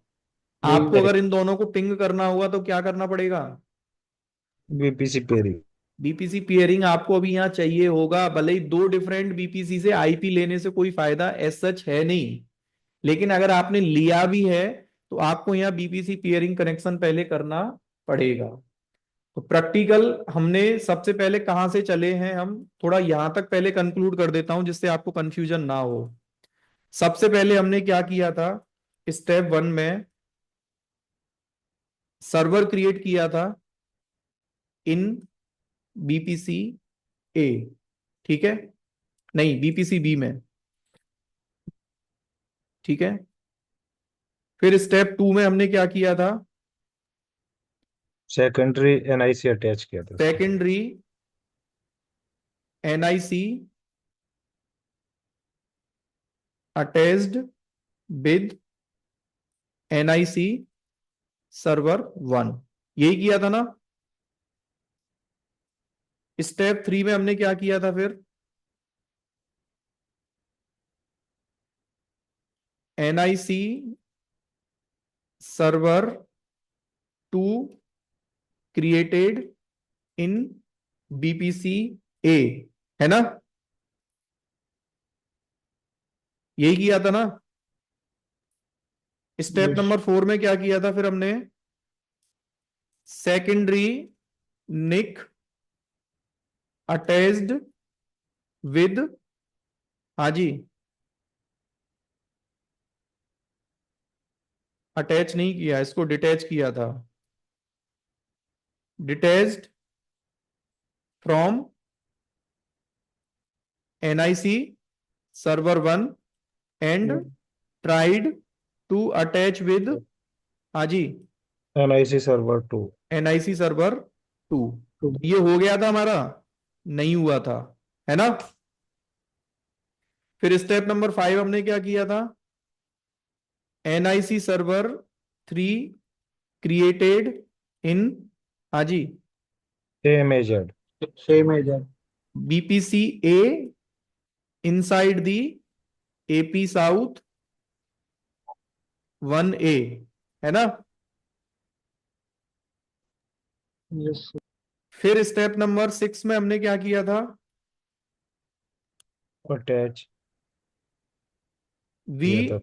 Tried to attach secondary NIC with NIC server 3, ये हो गया था कि नहीं, यस सर ये ये हो गया था। इतना प्रैक्टिकल हमने अभी तक किया है। ठीक है। इसमें किसी का कोई कंफ्यूजन है, नो सर, क्लियर है। ठीक है। क्लियर। ये प्रैक्टिकल जनरली मैं किसी को कराता नहीं हूँ, थ्योरी में सिर्फ बता देता हूँ ये करके देख लेना, लेकिन अभी हमने किया है तो ये ध्यान रखना है ना, बहुत इंपॉर्टेंट चीज है ये। तो अब इस प्रैक्टिकल को थोड़ा सा हम आगे लेके चलते हैं। क्रॉस बीपीसी का मैंने आपको समझा दिया है ना। अभी मैं क्या करता हूं कि मेरे पास जो ये सर्वर है ना, सर्वर 3 और सर्वर 2, इसको मैं कर देता हूं टर्मिनेट। ठीक है। सिर्फ हमारे पास एक सर्वर है, कौन सा, एनआईसी सर्वर 1, और इसका अवेलेबिलिटी जोन क्या है, एपी साउथ 1A। ठीक है। अब यहां पे एक सर्वर हम लोग क्रिएट करेंगे, कौन से बीपीसी में? बीपीसी बी में। ठीक है, जल्दी से मैंने क्या किया, इस सर्वर का नाम दे दिया एनआईसी सर्वर 2, और बीपीसी बी मैंने यहां से सेलेक्ट किया। इसका अवेलेबिलिटी जोन मैंने क्या लिया दोस्तों? 1B। 1B। ठीक है, और इसको मैंने लॉन्च कर दिया, है ना। यानी कि inside the BPC B, which is your custom BPC, you have the two instances now, NIC server 1, NIC server 2। ठीक है। Excuse me sir, sorry to हाँ इंटरप्ट। चल हाँ, बोल बता। सर, वीपीसी बी ही क्यों लिया, ए क्यों नहीं लिया? सॉरी। क्योंकि सर्वर 1 जो है ना वो बीपीसी बी का पार्ट है। ओके। देखो यस, अभी हम हाँ। सेम बीपीसी में प्रैक्टिकल को अंडरस्टैंड कर रहे हैं, लेकिन अवेलेबिलिटी जोन मैंने चेंज कर दिया है। यस, जोन, यस, हाँ, बी आपने कर दिया, मैंने राइट। आपको ये बताया था कि सेम अवेलेबिलिटी जोन में तो आप ईएनआईसी बनाओ तो आपस में उसको अटैच डिटेच आप कर सकते हैं, क्योंकि एक एजेड में वो प्रॉब्लम क्रिएट नहीं करता है। करेक्ट। अब बात हो रही है हमारी कि आपका एक सर्वर चल रहा है यहाँ पे, एक सर्वर चल रहा है यहाँ पे। ठीक है, अब एनआईसी आपका बिहेव कैसे करता है उस चीज को मेरे को अंडरस्टैंड कराना है। ठीक ठीक है, ठीक है, ठीक है। और नेटवर्क इंटरफेसेस में जाके आप चेक करते हैं तो टोटल आपके पास कितने लैन कार्ड हैं यहाँ पे? 3 है। इन है। ठीक है, यस। जिसमें से ये वाला लैन कार्ड 1B में है, क्योंकि आपका जो एनआईसी सर्वर 2 है वो 1B में चल रहा है। ये वाला जो लैन कार्ड एनआईसी सर्वर 1 है उसका है। ये लैन कार्ड आपका क्या है? फ्री है। और तीनों का यस। ही बीपीसी क्या है दोस्तों? B। अब आप एक चीज बताइए कि इस वाले एनआईसी को एनआईसी सर्वर 1 के साथ में अटैच करूंगा तो हो जाएगा? ये तो नहीं, यस सर। पॉसिबल है ना? जो यस। हम, लेकिन let's try to attach this NIC. हाँ जी, सर नहीं होगा, अवेलेबिलिटी जोन अलग हो गया ना। अवेलेबिलिटी जोन अलग हो गया, लेकिन एनआईसी सर्वर 1 आपका अभी भी क्या है? सेम VPC में। लेकिन एक चीज आप देखो, 1B वाला सर्वर क्यों डिस्प्ले नहीं हुआ? भाई आपका ये वाला इंस्टेंस है जो एनआईसी सर्वर 1 है, इसका आईडी क्या है लास्ट में? 583, है ना। ये कहां पे चल रहा है? 1A में। लेकिन हम सेकेंडरी निक को जो हमारा 1A में रखा हुआ है उसको अटैच करना कहां पे चाह रहे हैं हम? 1B। बी में। 1B के सर्वर के साथ। तो ये चीज पॉसिबल नहीं है। देखो यस। आप यहां जाके इस वाले सर्वर, इस वाले एनआईसी को जो कि फ्री स्टेट में है, आप इसको कहां पे अटैच करना चाह रहे हो? बीपीसी बी के कौन से सर्वर पे? सर्वर 2 पे। सर्वर 2 यहाँ लिस्ट में आ ही नहीं रहा, तो आप उसको अटैच नहीं कर सकते हैं। तो नहीं कर तीसरा रूल आपको क्या मिला है? हाँ जी, सेम बीपीसी में अगर आपने सेकेंडरी निक का अवेलेबिलिटी जोन अगर चेंज कर दिया तो आप उसको सर्वर के साथ दूसरे अवेलेबिलिटी जोन में जो है उसको आप अटैच नहीं कर सकते हैं। क्लियर है ना? यस। Yes sir. ठीक है, तो ये मैंने आपको अभी लैन कार्ड का बताया है सिर्फ। ठीक है, कि सेकेंडरी निक आप लेते कैसे हैं और एक सर्वर से दूसरे सर्वर पे आप उसको अटैच या डिटैच कैसे करते हैं ऑन द फ्लाई। ठीक है, अब हम बात कर लेते हैं, मैं इस वाले लैन कार्ड को भी डिलीट कर देता हूं जो फ्री स्टेट में है। ठीक है, सिंपली अब हमारा प्रैक्टिकल जो बेसिक जहां से हम चले थे वहीं पे हम लोग पहुंच चुके हैं। मैंने क्या किया, जैसे हम एक इंस्टेंस को लॉग इन करते हैं, ठीक है, ये एनआईसी सर्वर 1 है, ये सर्वर 2 है। मैंने एनआईसी सर्वर 1 का पब्लिक आईपी कॉपी किया और I am trying to log इन।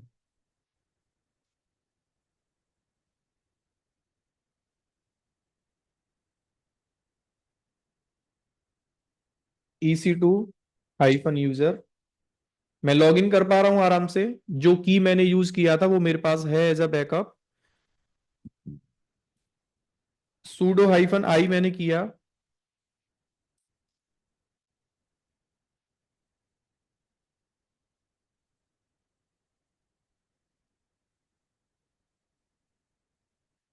ठीक है। तो IPA से देखो आपको यहाँ पे बाय डिफॉल्ट जो लैन कार्ड आपको दिखता है ना, वो इफ कॉन्फ़िग में भी आप देखोगे ना तो ENX0 ये लैन कार्ड का नाम आपको मिलता है। अगर इस वाले सर्वर पे आपको एडिशनल निक चाहिए तो एडिशनल निक बनाने के लिए डिफॉल्ट थंब रूल आपको पहले ध्यान रखना है, identify the availability zone of your server, AZ and BPC, है ना। तो ये पहला थंब रूल है। जिस सर्वर के लिए सेकेंडरी निक आप बनाना चाहते हैं, तो मेरा NIC सर्वर 1 है, इसका availability zone AP south 1A है, और इसका BPC अगर मैं चेक करता हूं तो BPC मेरा क्या है, B। तो जल्दी से मैंने क्या किया, नेटवर्क इंटरफेसेस में मैं गया और यहां पे जाके एक नया इंटरफेस कार्ड मैंने बनाया, उसका नाम मैंने दिया this is my secondary NIC. Subnet आपसे पूछ रहा है कि इतने सारे सबनेट मेरे को दिख रहे हैं, कौन सा सबनेट आप चूज करना चाहते हैं। सबनेट का आईडी पहले आप यहां से आइडेंटिफाई करो। आईडी क्या है मेरा यहाँ पे सबनेट का, जिसके लास्ट में 4A5E, 4A5E, ठीक है। प्राइवेट आईपी ऑटो असाइन होगा, अगर आप मैनुअल कोई आईपी देना चाहते हैं तो वो भी आप यहां पे दे सकते हैं विद इन दी सबनेट, बाकी का टेक इट ऑटो असाइन। इस वाले एनआईसी का जनरली जो मैं स्पीड आपको देता हूं ना, वो जनरल पर्पज होता है, उसका मीनिंग होता है अप टू 1 Gbps स्पीड आपको मिलेगा। अगर आप इसके साथ ही स्पीड हाई आप चाहते हैं, फैब्रिक अडेप्टर अगर आप चाहते हैं, क्योंकि जो लैन कार्ड आपको AWS देता है ना, उसका स्पीड आपको जनरली जो मिलता है अप टू 1 Gbps मिलता है। लेकिन आपने बोला कि सर इस पे ना नेटवर्क साइड से मेरे को लेटेंसी मिलने के चांसेस हैं, मैं स्पीड थोड़ा सा ज्यादा चाहता हूं, तो आप अपने लैन कार्ड को फैब्रिक अडेप्टर में कन्वर्ट कर सकते हैं, बट इसका जो कॉस्ट है as compare to general purpose, वो आपको AWS को ज्यादा देना पड़ेगा, ठीक है। आपने क्या कर दिया, इस नेटवर्क इंटरफेस को select at least one security group. LAN card देखो, हाँ ये चीज ध्यान रखना कि more than one LAN card अगर आप लोगे ना, जैसे आपने इस वाले सर्वर पे 2 लैन कार्ड लगा दिए, तो ट्रैफिक आपका ये मत समझना कि ओनली एंटर यहीं से होगा, तो यहां पे सिक्योरिटी ग्रुप तो मैंने पहले से ले रखा है, ट्रैफिक यहां से भी एंटर कर सकता है, तो सिक्योरिटी ग्रुप की जरूरत आपको यहां पे भी है, यानी कि लैन कार्ड बिना सिक्योरिटी ग्रुप अटैच करे। और मैंने कल वाले थ्योरी सेशन में ये बताया भी था, जो SG आपका जो स्टिक होता है ना वर्चुअली, वो लैन कार्ड के साथ होता है। तो आपको ये यही चीज बोल रहा है कि आपको बताना पड़ेगा कि कौन सा सिक्योरिटी ग्रुप आप इस लैन कार्ड के साथ बाइंड करना चाहते हैं, ठीक है। तो मैंने लैन कार्ड अभी बनाया है और जो फ्री स्टेट में है वो ये है। आप आराम से चाहे तो इसको अभी अटैच कर सकते हैं, कौन से सर्वर के साथ, जो सर्वर आपका NIC सर्वर 1 है। मैंने BPC-B के पहले वाले इंस्टेंस को, ये वाला जो इंस्टेंस है यहां पे मैंने अटैच कर दिया। अभी नेटवर्किंग में जाके आप देखोगे तो you should have the 2 LAN card. फिर से मैंने सर्वर को सेलेक्ट किया, नेटवर्किंग में मैं गया 0 एंड 1। सेम चीज अगर आप इंस्टेंस लेवल से यहां वेरीफाई करना चाहते हो तो आराम से आपको एक नया लैन कार्ड दिख रहा है, ENX0 आपका प्राइमरी है, ENX1 आपका क्या है, सेकेंडरी। लेकिन आपने अगर एक से अभी तीसरा लैन कार्ड अगर आप यहां अटैच करोगे तो you will not be able to attach, because instance का टाइप आपका क्या है, T2.micro है, ठीक है। अब इसका देखो प्रैक्टिकल और आगे आपको अंडरस्टैंड करना है कि सर ये वाला आईपी जो मेरे को मिला है 10.5, ये आईपी मेरा लाइव है कि नहीं। ये लाइव आईपी है आपका बिल्कुल ना। आप दूसरे सर्वर से भी चाहे तो NIC सर्वर जो 2 है ना आपका, इसको भी एक बार लॉग इन कर लो आप जल्दी से। पब्लिक आईपी मैंने कॉपी किया,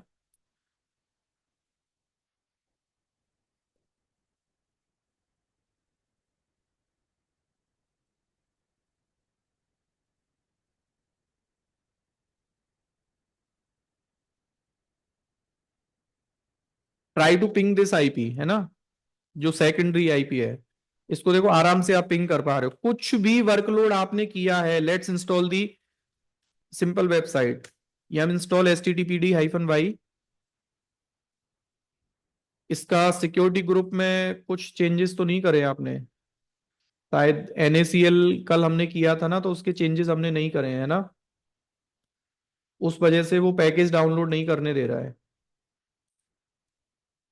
हो गए पैकेज डाउनलोड, है ना? Echo this is to test secondary NIC feature.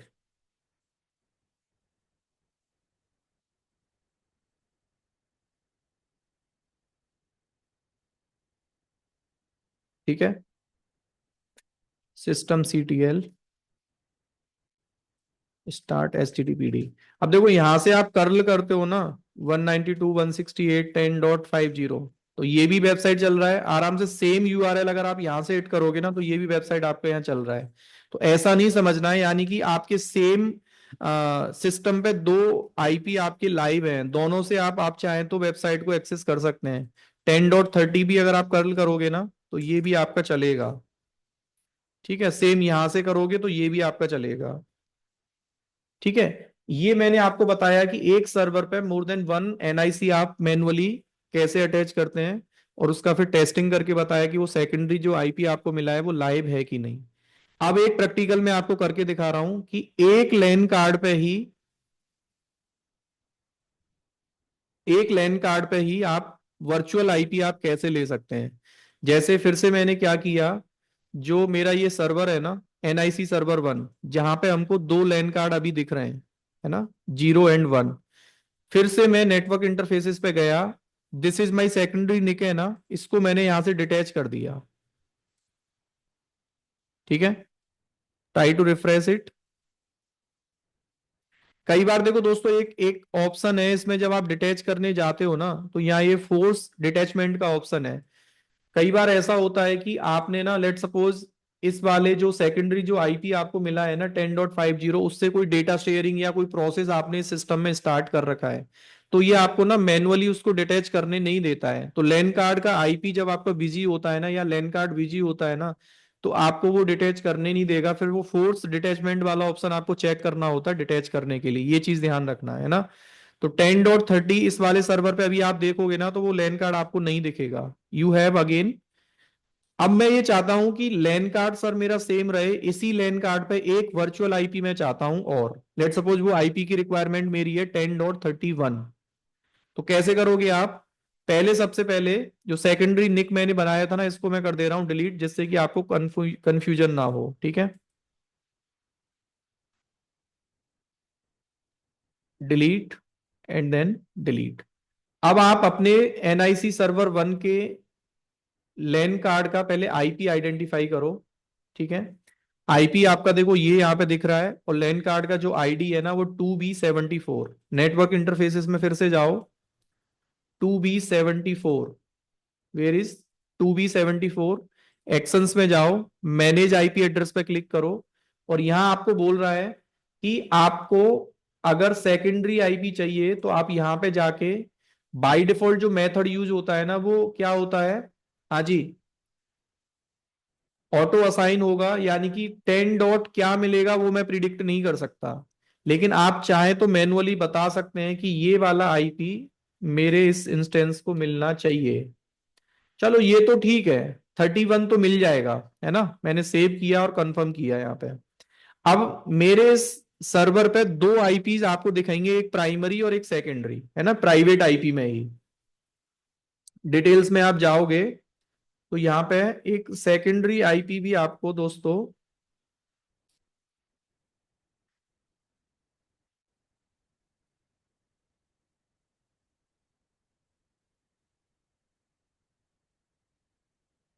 मैं स्क्रॉल डाउन कर रहा हूं, थोड़ा देखना है ना। नेटवर्किंग में देखो एक बार उसको, प्राइवेट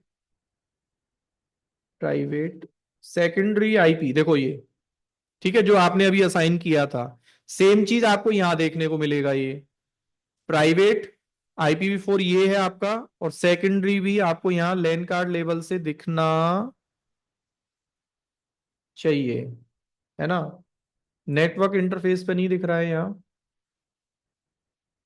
दिखना तो चाहिए। सर दिखा था वो आपने थोड़ा सा तेज करते तो। देखो ये दिख रहा है हमें, है ना। यस। अब ठीक है, जल्दी जल्दी में चीजें मिस हो जाती, कोई प्रॉब्लम नहीं है, ठीक है। रिकॉर्डिंग हम लोग इसलिए कर रहे हैं तो आप उन चीजों को वेरीफाई कर सकते हो। कोई चीज मैंने बोल दिया है और वो रिकॉर्डिंग में नहीं आया तो यू कैन वेरीफाई, ठीक है। फिर से आप इसको इफ कॉन्फिग करोगे यहाँ पे, तो आईपी देखो अभी आपको 10.30 दिख रहा है, लेकिन दो आईपी दिखने चाहिए आपको, है ना। ट्राई टू एग्जीक्यूट आईपी ए 10.30। तो बाकी का ना ये थोड़ी देर में, जैसे 2 से 3 मिनट बाद ना ये अपने आप से दिखने लग जाता है। Still you can try to restart the network service once.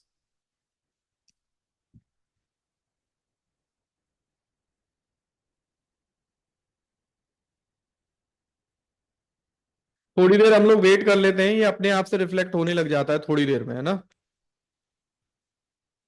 अगर वो रिफ्लेक्ट होने लग जाता तो मैं आपको एक चीज दिखाता अभी यहाँ पे। जल्दी करने के लिए लेट्स रीबूट दी सर्वर, है ना। एक बार मैं सर्वर को रिबूट कर लेता हूं। तो सेकेंडरी आईपी भी जो आपका है ना, वो सर्वर का लाइव आईपी है। एक चीज ध्यान रखना है, जैसे सेकेंडरी निक का आईपी मैंने टेस्टिंग करके दिखाया था ना आपका एनआईसी सर्वर 1 के लिए ही, सेम चीज आपका जो इसने आपने अभी क्या किया है, आपने दो लैन कार्ड ना लेके आपने क्या कर दिया है, एक ही लैन कार्ड आपने रखा है सर्वर पे, लेकिन दो प्राइवेट आईपी आपने ले लिए हैं, है ना। प्राइवेट आईपी 1 और प्राइवेट आईपी 2। हाँ, इसका भी ना देखो रीजन सेम हो सकता है। इंटरव्यूअर आपसे पूछे कि हमें मोर देन 1 प्राइवेट आईपी की जरूरत क्यों है, तो आप बता सकते हैं कि we have the an number of workload running simultaneously on this particular server. तो उस केस में हम डिवाइड करना चाहते हैं अपने वर्कलोड को कि भाई आईपी 1 से ये काम करना है, आईपी 2 से हमें ये काम करना है। तो ऐसे केसेस के लिए हमें कभी कभी एक लैन कार्ड पे ही मोर देन 2 या 1 आईपी की जरूरत आपको होती है, मोर देन 1 आईपी की, ठीक है। मैंने फिर से क्या किया, जो सर्वर 1 मेरा है इसके पब्लिक आईपी को मैंने कॉपी किया and then I am trying to log इन।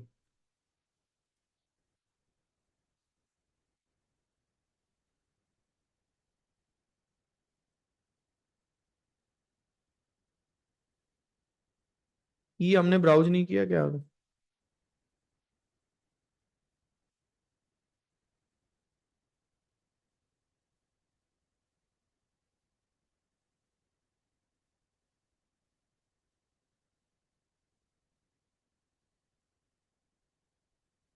ठीक है, sudo हाइफन आई आईपी ए।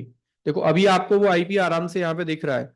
और इस वाले आईपी को भी कर्ल करोगे ना 192.168.10.31, तो ये भी वेबसाइट,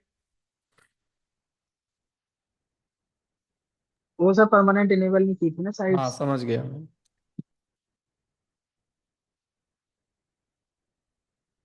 अभी ये वेबसाइट देखो आराम से चल रहा है, और दूसरे सर्वर से भी आप इसको एक्सेस करोगे ना, यहां से भी कर्ल 192.168.10.31, तो यहां से भी वो वेबसाइट आपका आराम से लाइव है आपका, ठीक है। तो ये मैंने आपको बताया कि एक सर्वर पे मोर देन 1 आईपी आप कैसे असाइन करते हैं। अब इसमें ना एक प्रैक्टिकल और हमारा हो सकता है अगर आप चाहें तो। जैसे अभी हमारा जो नेटवर्क इंटरफेस कार्ड है ना, जिसपे 2 आईपीज हमने ले रखे हैं, फिर से मैं क्या जाता हूं, मैनेज आईपी एड्रेस में जाता हूं, और इसके जो सेकेंडरी आईपी है ना, इसको अनअसाइन करके इसको सेव कर देता हूं, ठीक है। मतलब मैंने सेकेंडरी आईपी वहां से हटा दिया। What I am trying to do again, manage IP address पे मैं गया और इसको आईपी देने का ट्राई करते हैं दूसरे सबनेट से। समझ में आ रहा है दोस्तों क्या कहना चाह रहा हूं मैं? हाँ जी सर, आ रहा है। एक बीपीसी में हमारे पास 2 सबनेट हैं। अभी हम आईपी सिर्फ कहां से दे रहे हैं, I am trying to give the IP from this subnet, है ना। और ये सबनेट मेरे दूसरे अवेलेबिलिटी जोन में रखा है, ये चीज ध्यान रखना है ना। हाँ जी, अगर बीपीसी में जाके आप देखोगे, सबनेट्स, सबनेट 1 एंड सबनेट 2 दोनों कहां पे हैं मेरे, एपी साउथ 1 ए और 1 बी में, ठीक है। Let's try to assign the IP. IP मेरा क्या हो सकता है, वो 6810.75, है ना। जी यस सर। क्या एरर दिया आपको? सबनेट रेंज का दे रहा है।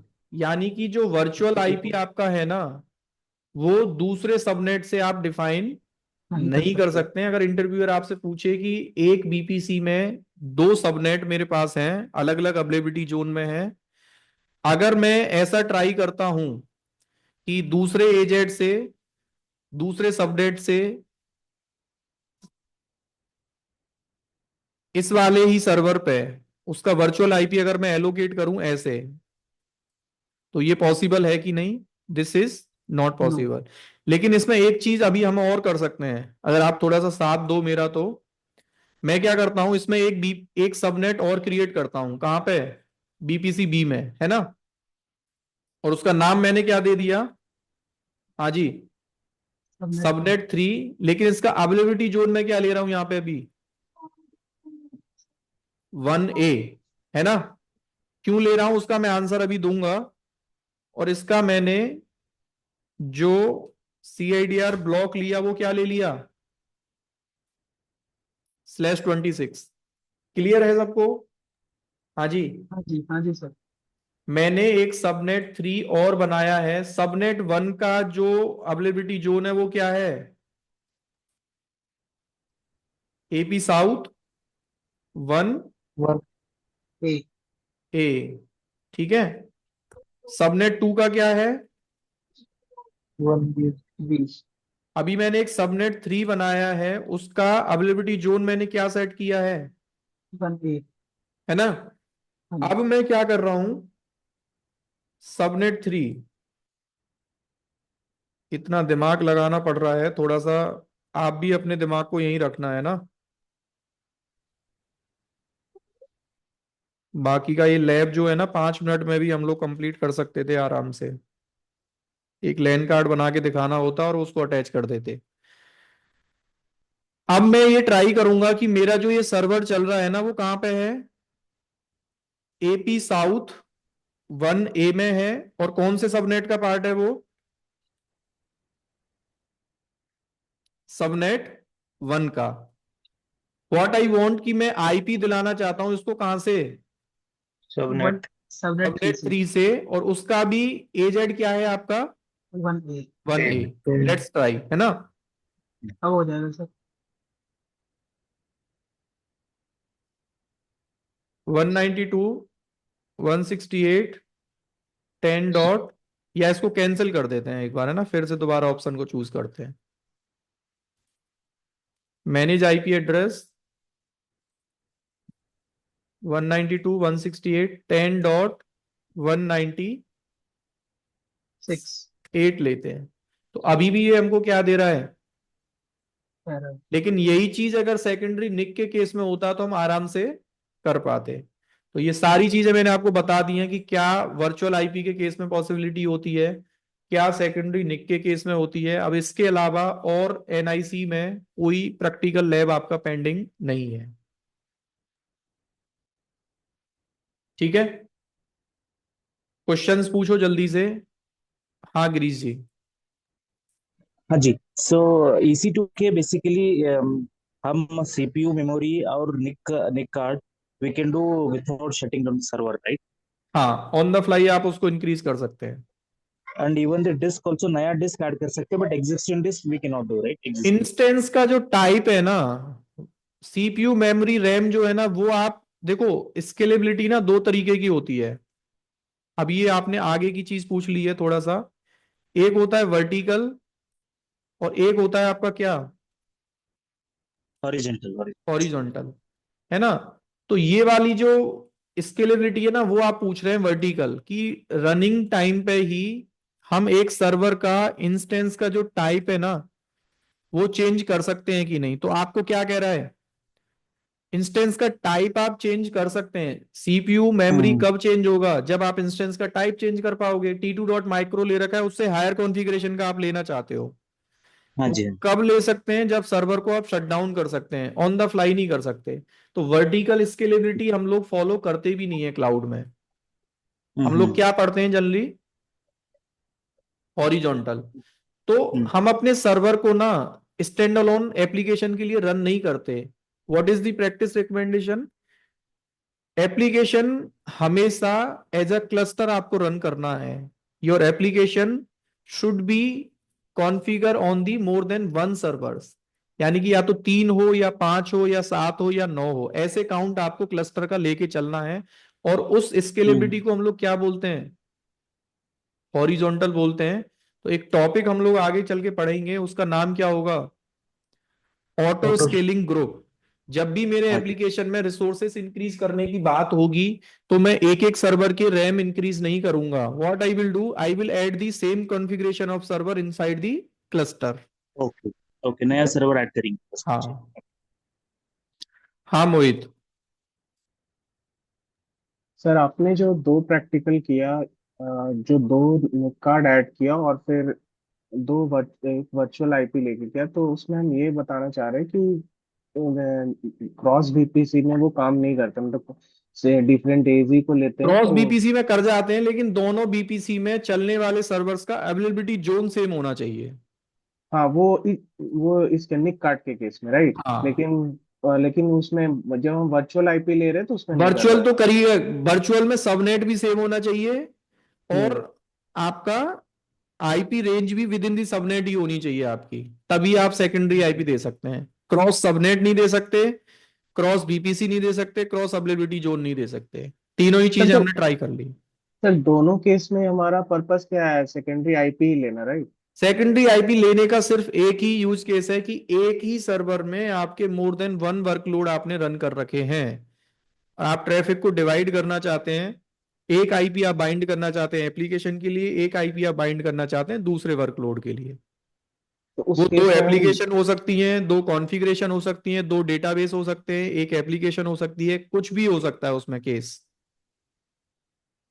सर इसी वजह से हम दो निक कार्ड यहाँ पे लेते हैं, या फिर हाँ, वो एक निक कार्ड से भी पॉसिबल है? लेकिन किसी ने ना एक क्वेश्चन ये पूछा नहीं कि सर आप एक चीज बताइए कि एक सर्वर में एक निक पे दो वर्चुअल आईपी आपने ले भी लिए तो स्पीड तो आपको सेम ही मिलेगा भाई। एडब्ल्यूएस ने आपको कमिट किया कि 1 Gbps का स्पीड मैं आपको दे रहा हूं, है ना, इस लैन कार्ड के साथ। तो ये चीज ध्यान रखना कि दो आईपी लेने से ऐसा नहीं होगा कि हर एक आईपी पे आप 1 Gbps अचीव कर पाओगे।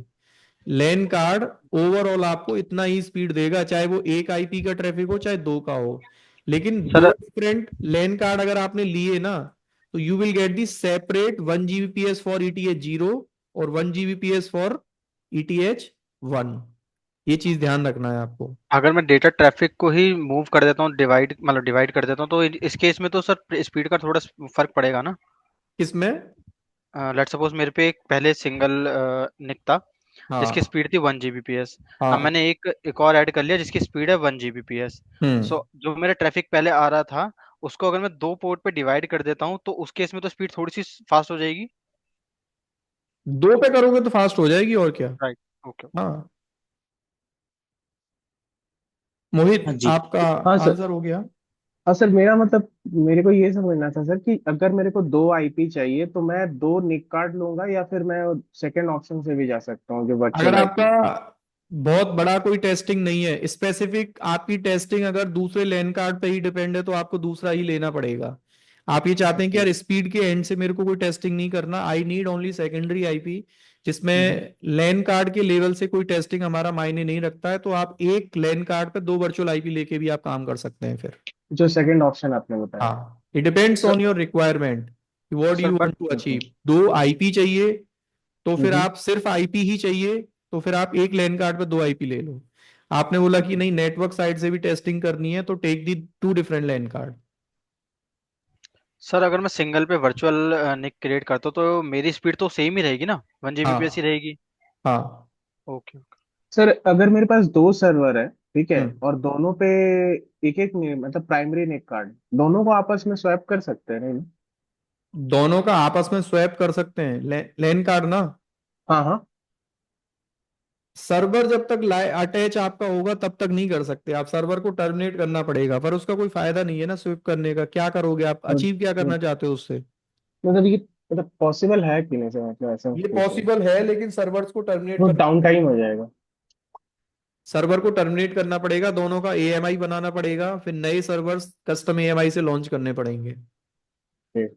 हम्म। सर क्या एडब्ल्यू ये पे पता। पॉसिबल सब है, सिर्फ आपको दिमाग लगाना पड़ेगा। ठीक है। सर जैसे एक सर्वर पे जब दो आईपी होती है तो क्या हम ये पता कर सकते हैं हमारा दूसरी जो आईपी यूज हो रही है वो मतलब किस पर्पज से हो रही है, कहाँ पे है? ऐसा तो कोई तरीका होता नहीं है कि कौन सी आईपी कौन से पर्पज के लिए यूज हो रही है, वो सब आपकी प्लानिंग में आपको डॉक्यूमेंट बनाना पड़ेगा उसका। मैंने सुना भी ठीक। नहीं है। आप सब लोग भी वर्किंग प्रोफेशनल हो, ऐसा कुछ पता कर सकते हैं कि हम लोग ये आईपी किसके लिए यूज हो रही है except the documentation? No. Absolutely no. इसका तो आंसर सिर्फ डॉक्यूमेंट ही है, जो आपने अपना इन्वेंटरी बना रखा होगा उसको ही देख के आप बता सकते हैं कि कौन से पर्पज के लिए आपने इसको बना रखा है ना। तो वो तो फिर डॉक्यूमेंट हमें उसे डेवलपर को बनाना पड़ेगा कि किस एपीआई के लिए उसने क्या आईपी यूज किया है, इस टाइप से क्या पोर्ट यूज किया हुआ है। ठीक है। तो एक लास्ट लैब हमारा पेंडिंग है बीपीसी में। लैब तो और भी पेंडिंग है, लेकिन उनको हम बाद में करेंगे जैसा मैंने आपको कमिट किया है। फर्स्ट हम लोग जो बेसिक चीजें हैं उनको हम लोग कवर कर रहे हैं, ठीक है। तो लास्ट लैब हमारा लैब नहीं है, वो थ्योरी डिस्कशन है कि श्याम जी, एक लास्ट क्वेश्चन एक्चुअली। आपने बताया था कि फॉर एग्जांपल मैं सर्वर डीकमीशन कर रहा हूँ, so I wanted to keep the NIC as it is. अभी डे आफ्टर टुमारो बेसिकली मैं सर्वर क्रिएट करूंगा, want it to be same private IP and public IP. आपने बताया कि public IP we can not retrieve it, so is there any other way we can assign new public IP we can assign to the server? Elastic IP ही लेना पड़ेगा आपको उस case में। Private public IP तो नहीं, elastic, okay okay. हाँ हाँ ना ओके, नेटिंग नेटिंग बेसिकली। हाँ। ओके।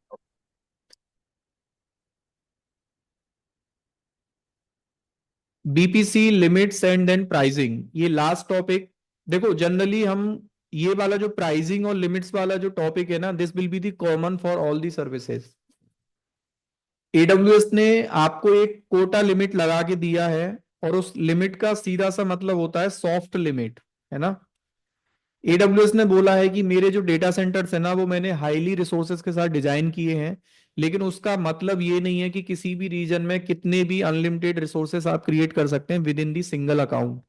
आपको भी उतनी जरूरत, एक बहुत हाई लेवल का इंटरप्राइज सेटअप भी आप लगाओगे ना तब भी आपको उतनी रिसोर्सेज की जरूरत होती नहीं है।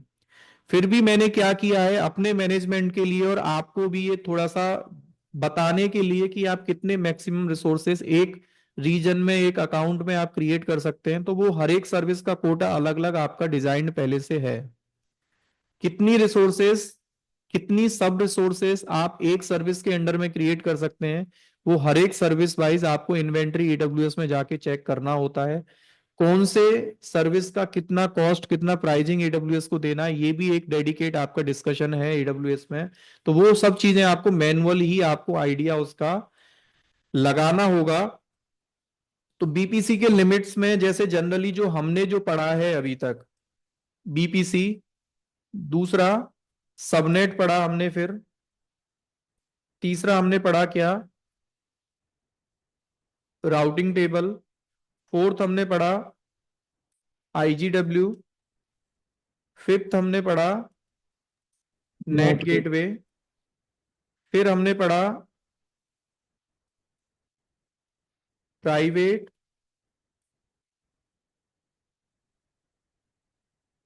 पब्लिक एंड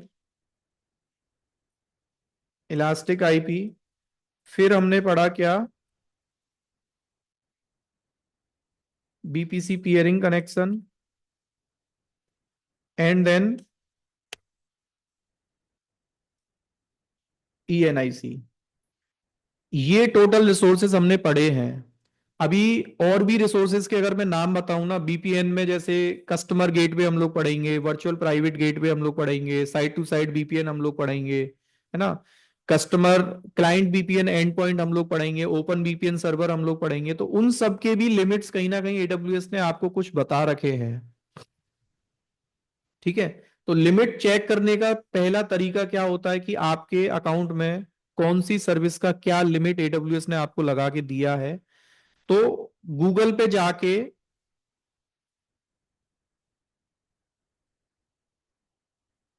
एक ना अकाउंट में भी सेटिंग होती है जहां से डायरेक्टली आप लिमिट्स चेक कर सकते हैं।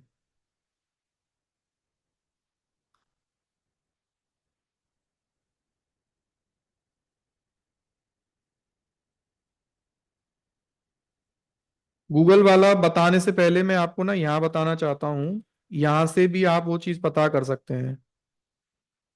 1 मिनट दीजिए मेरे को बस, सर्विस कोटाज में जाके, है ना।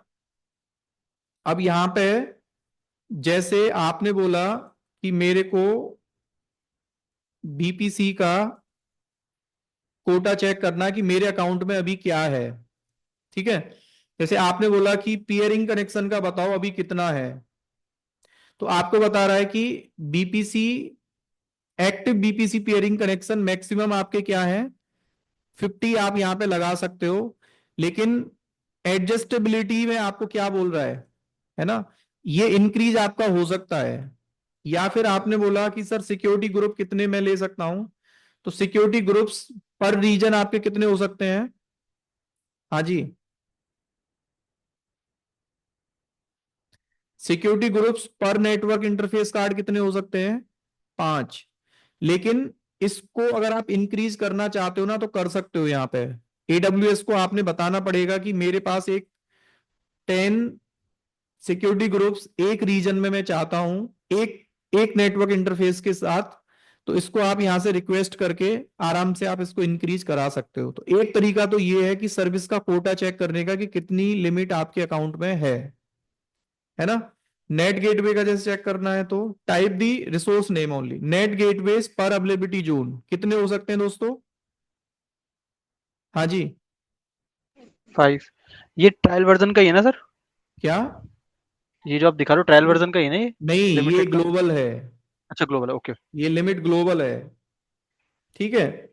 इलास्टिक आईपी का जैसे चेक करना है, इलास्टिक आईपी पर नेट गेटवे कितनी हो सकती है, 2, है ना।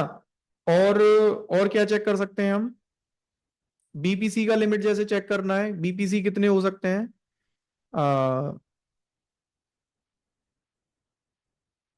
बीपीसी पर रीजन कितने बता रहा है बाय डिफॉल्ट,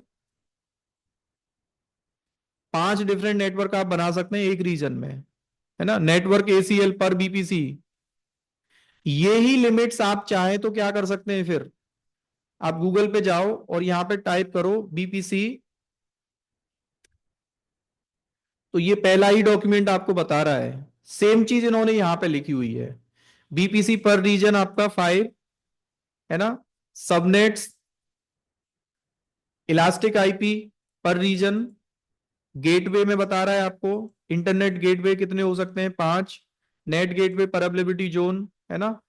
फिर customer manage prefix, network ACL, network interfaces, route table, route servers, security groups, VPC subnet sharing, network address uses.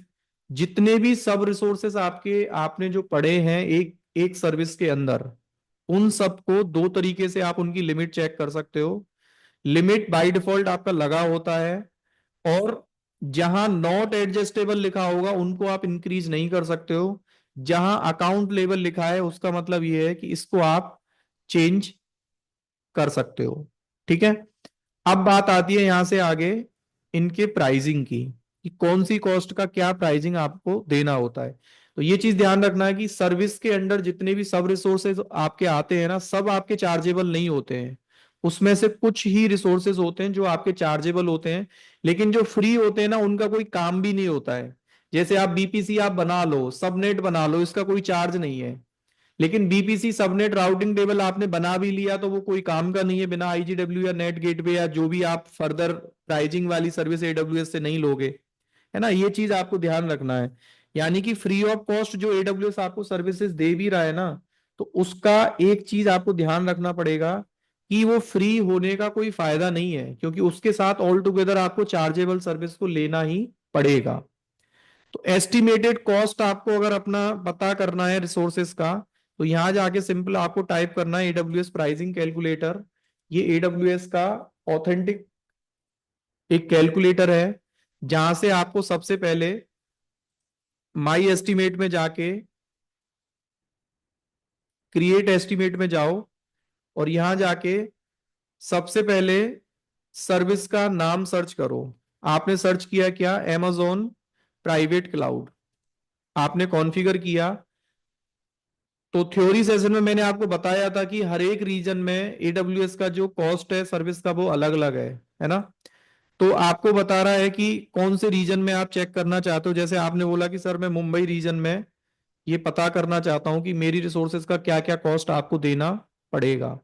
तो ये इतने सारे रिसोर्सेज हैं जिनका cost with in the BPC AWS को आपको देना होता है, जिसमें से VPN कनेक्शन का, नेटवर्क एक्सेस एनालाइजर का, रीचेबिलिटी एनालाइजर का, ट्रैफिक मिररिंग का, पब्लिक IPv4 वो भी फ्री ऑफ कॉस्ट नहीं है, IPAM का, नेट गेटवे का।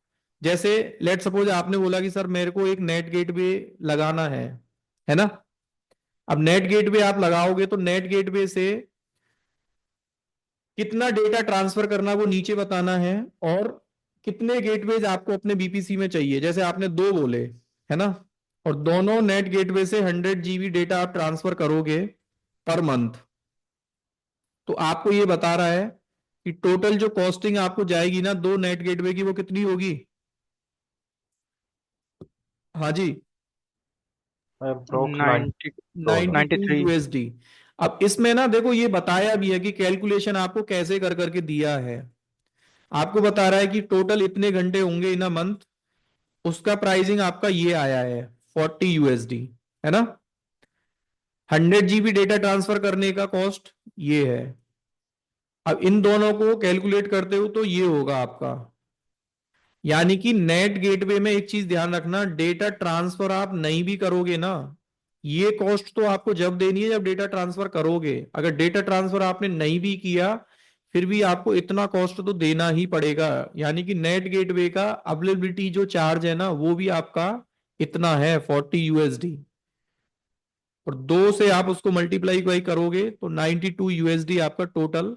सेम आपने पब्लिक आईपीज का जैसे कैलकुलेशन करना है ना, तो इसको आप जिसका आप एस्टिमेट नहीं करना चाहते हैं उसको आप यहां से क्या कर दो, पब्लिक IPv4 का देखना है, number of in use public IPv4 address. आपने बोला कि मेरे को इन यूज चाहिए टोटल 50, और इसमें से आइडियल हो सकता है 20 मेरे यूज ना हो, तो आपको ऐसे करके कॉस्ट बता रहा है। तो मंथली कॉस्ट आप देख सकते हैं यहाँ पब्लिक आईपी का कितना बड़ा कॉस्ट आपको देना है। तो इसलिए रिकमेंडेशन नहीं होता पब्लिक आईपी लेने का क्लाउड में कभी भी, ठीक है। तो ये एक एग्जांपल जस्ट मैंने दिया है, डेटा ट्रांसफर कॉस्ट कितना देना है, ट्रांजिट गेटवे का कॉस्ट, गेटवे लोड बैलेंसर का कॉस्ट, है ना, VPN कनेक्शन का। आराम से जिस भी सर्विस को आप प्रोविजन करना चाहते हैं तो कस्टमर को हमेशा AWS रिकमेंड ये करता है कि आप पहले मेरे सर्विसेज के जो जो कॉस्ट है उनको जाके एक बार आप देख लो कि कौन से कॉस्ट का, कौन से सर्विस का, रिसोर्स का कितना कॉस्ट आपको AWS को देना है। उसके अकॉर्डिंग आप अपने सर्विस की प्रोविजनिंग को स्टार्ट करो। Understand the project requirement first. और ये वाला जो टॉपिक होगा ना हम कॉमन डिस्कस करेंगे। अभी हमने जैसे बीपीसी पढ़ा है, आगे हम लोग स्टोरेज स्टार्ट करेंगे, फिर स्टोरेज की प्राइसिंग क्या होती है, लिमिट्स क्या है उसके, है ना। सेम EC2 में, S3 में, सब सर्विसेज में ये टॉपिक सबसे लास्ट में हम लोग डिस्कस करने वाले हैं। तो यहाँ पे किसी का कोई डाउट हो लिमिट्स और प्राइसिंग से रिलेटेड तो पूछ लो, एल्स हम लोग अभी बीपीसी टॉपिक को फिनिश कर रहे हैं यहाँ पे, और नेक्स्ट हमें स्टार्ट करना है स्टोरेज।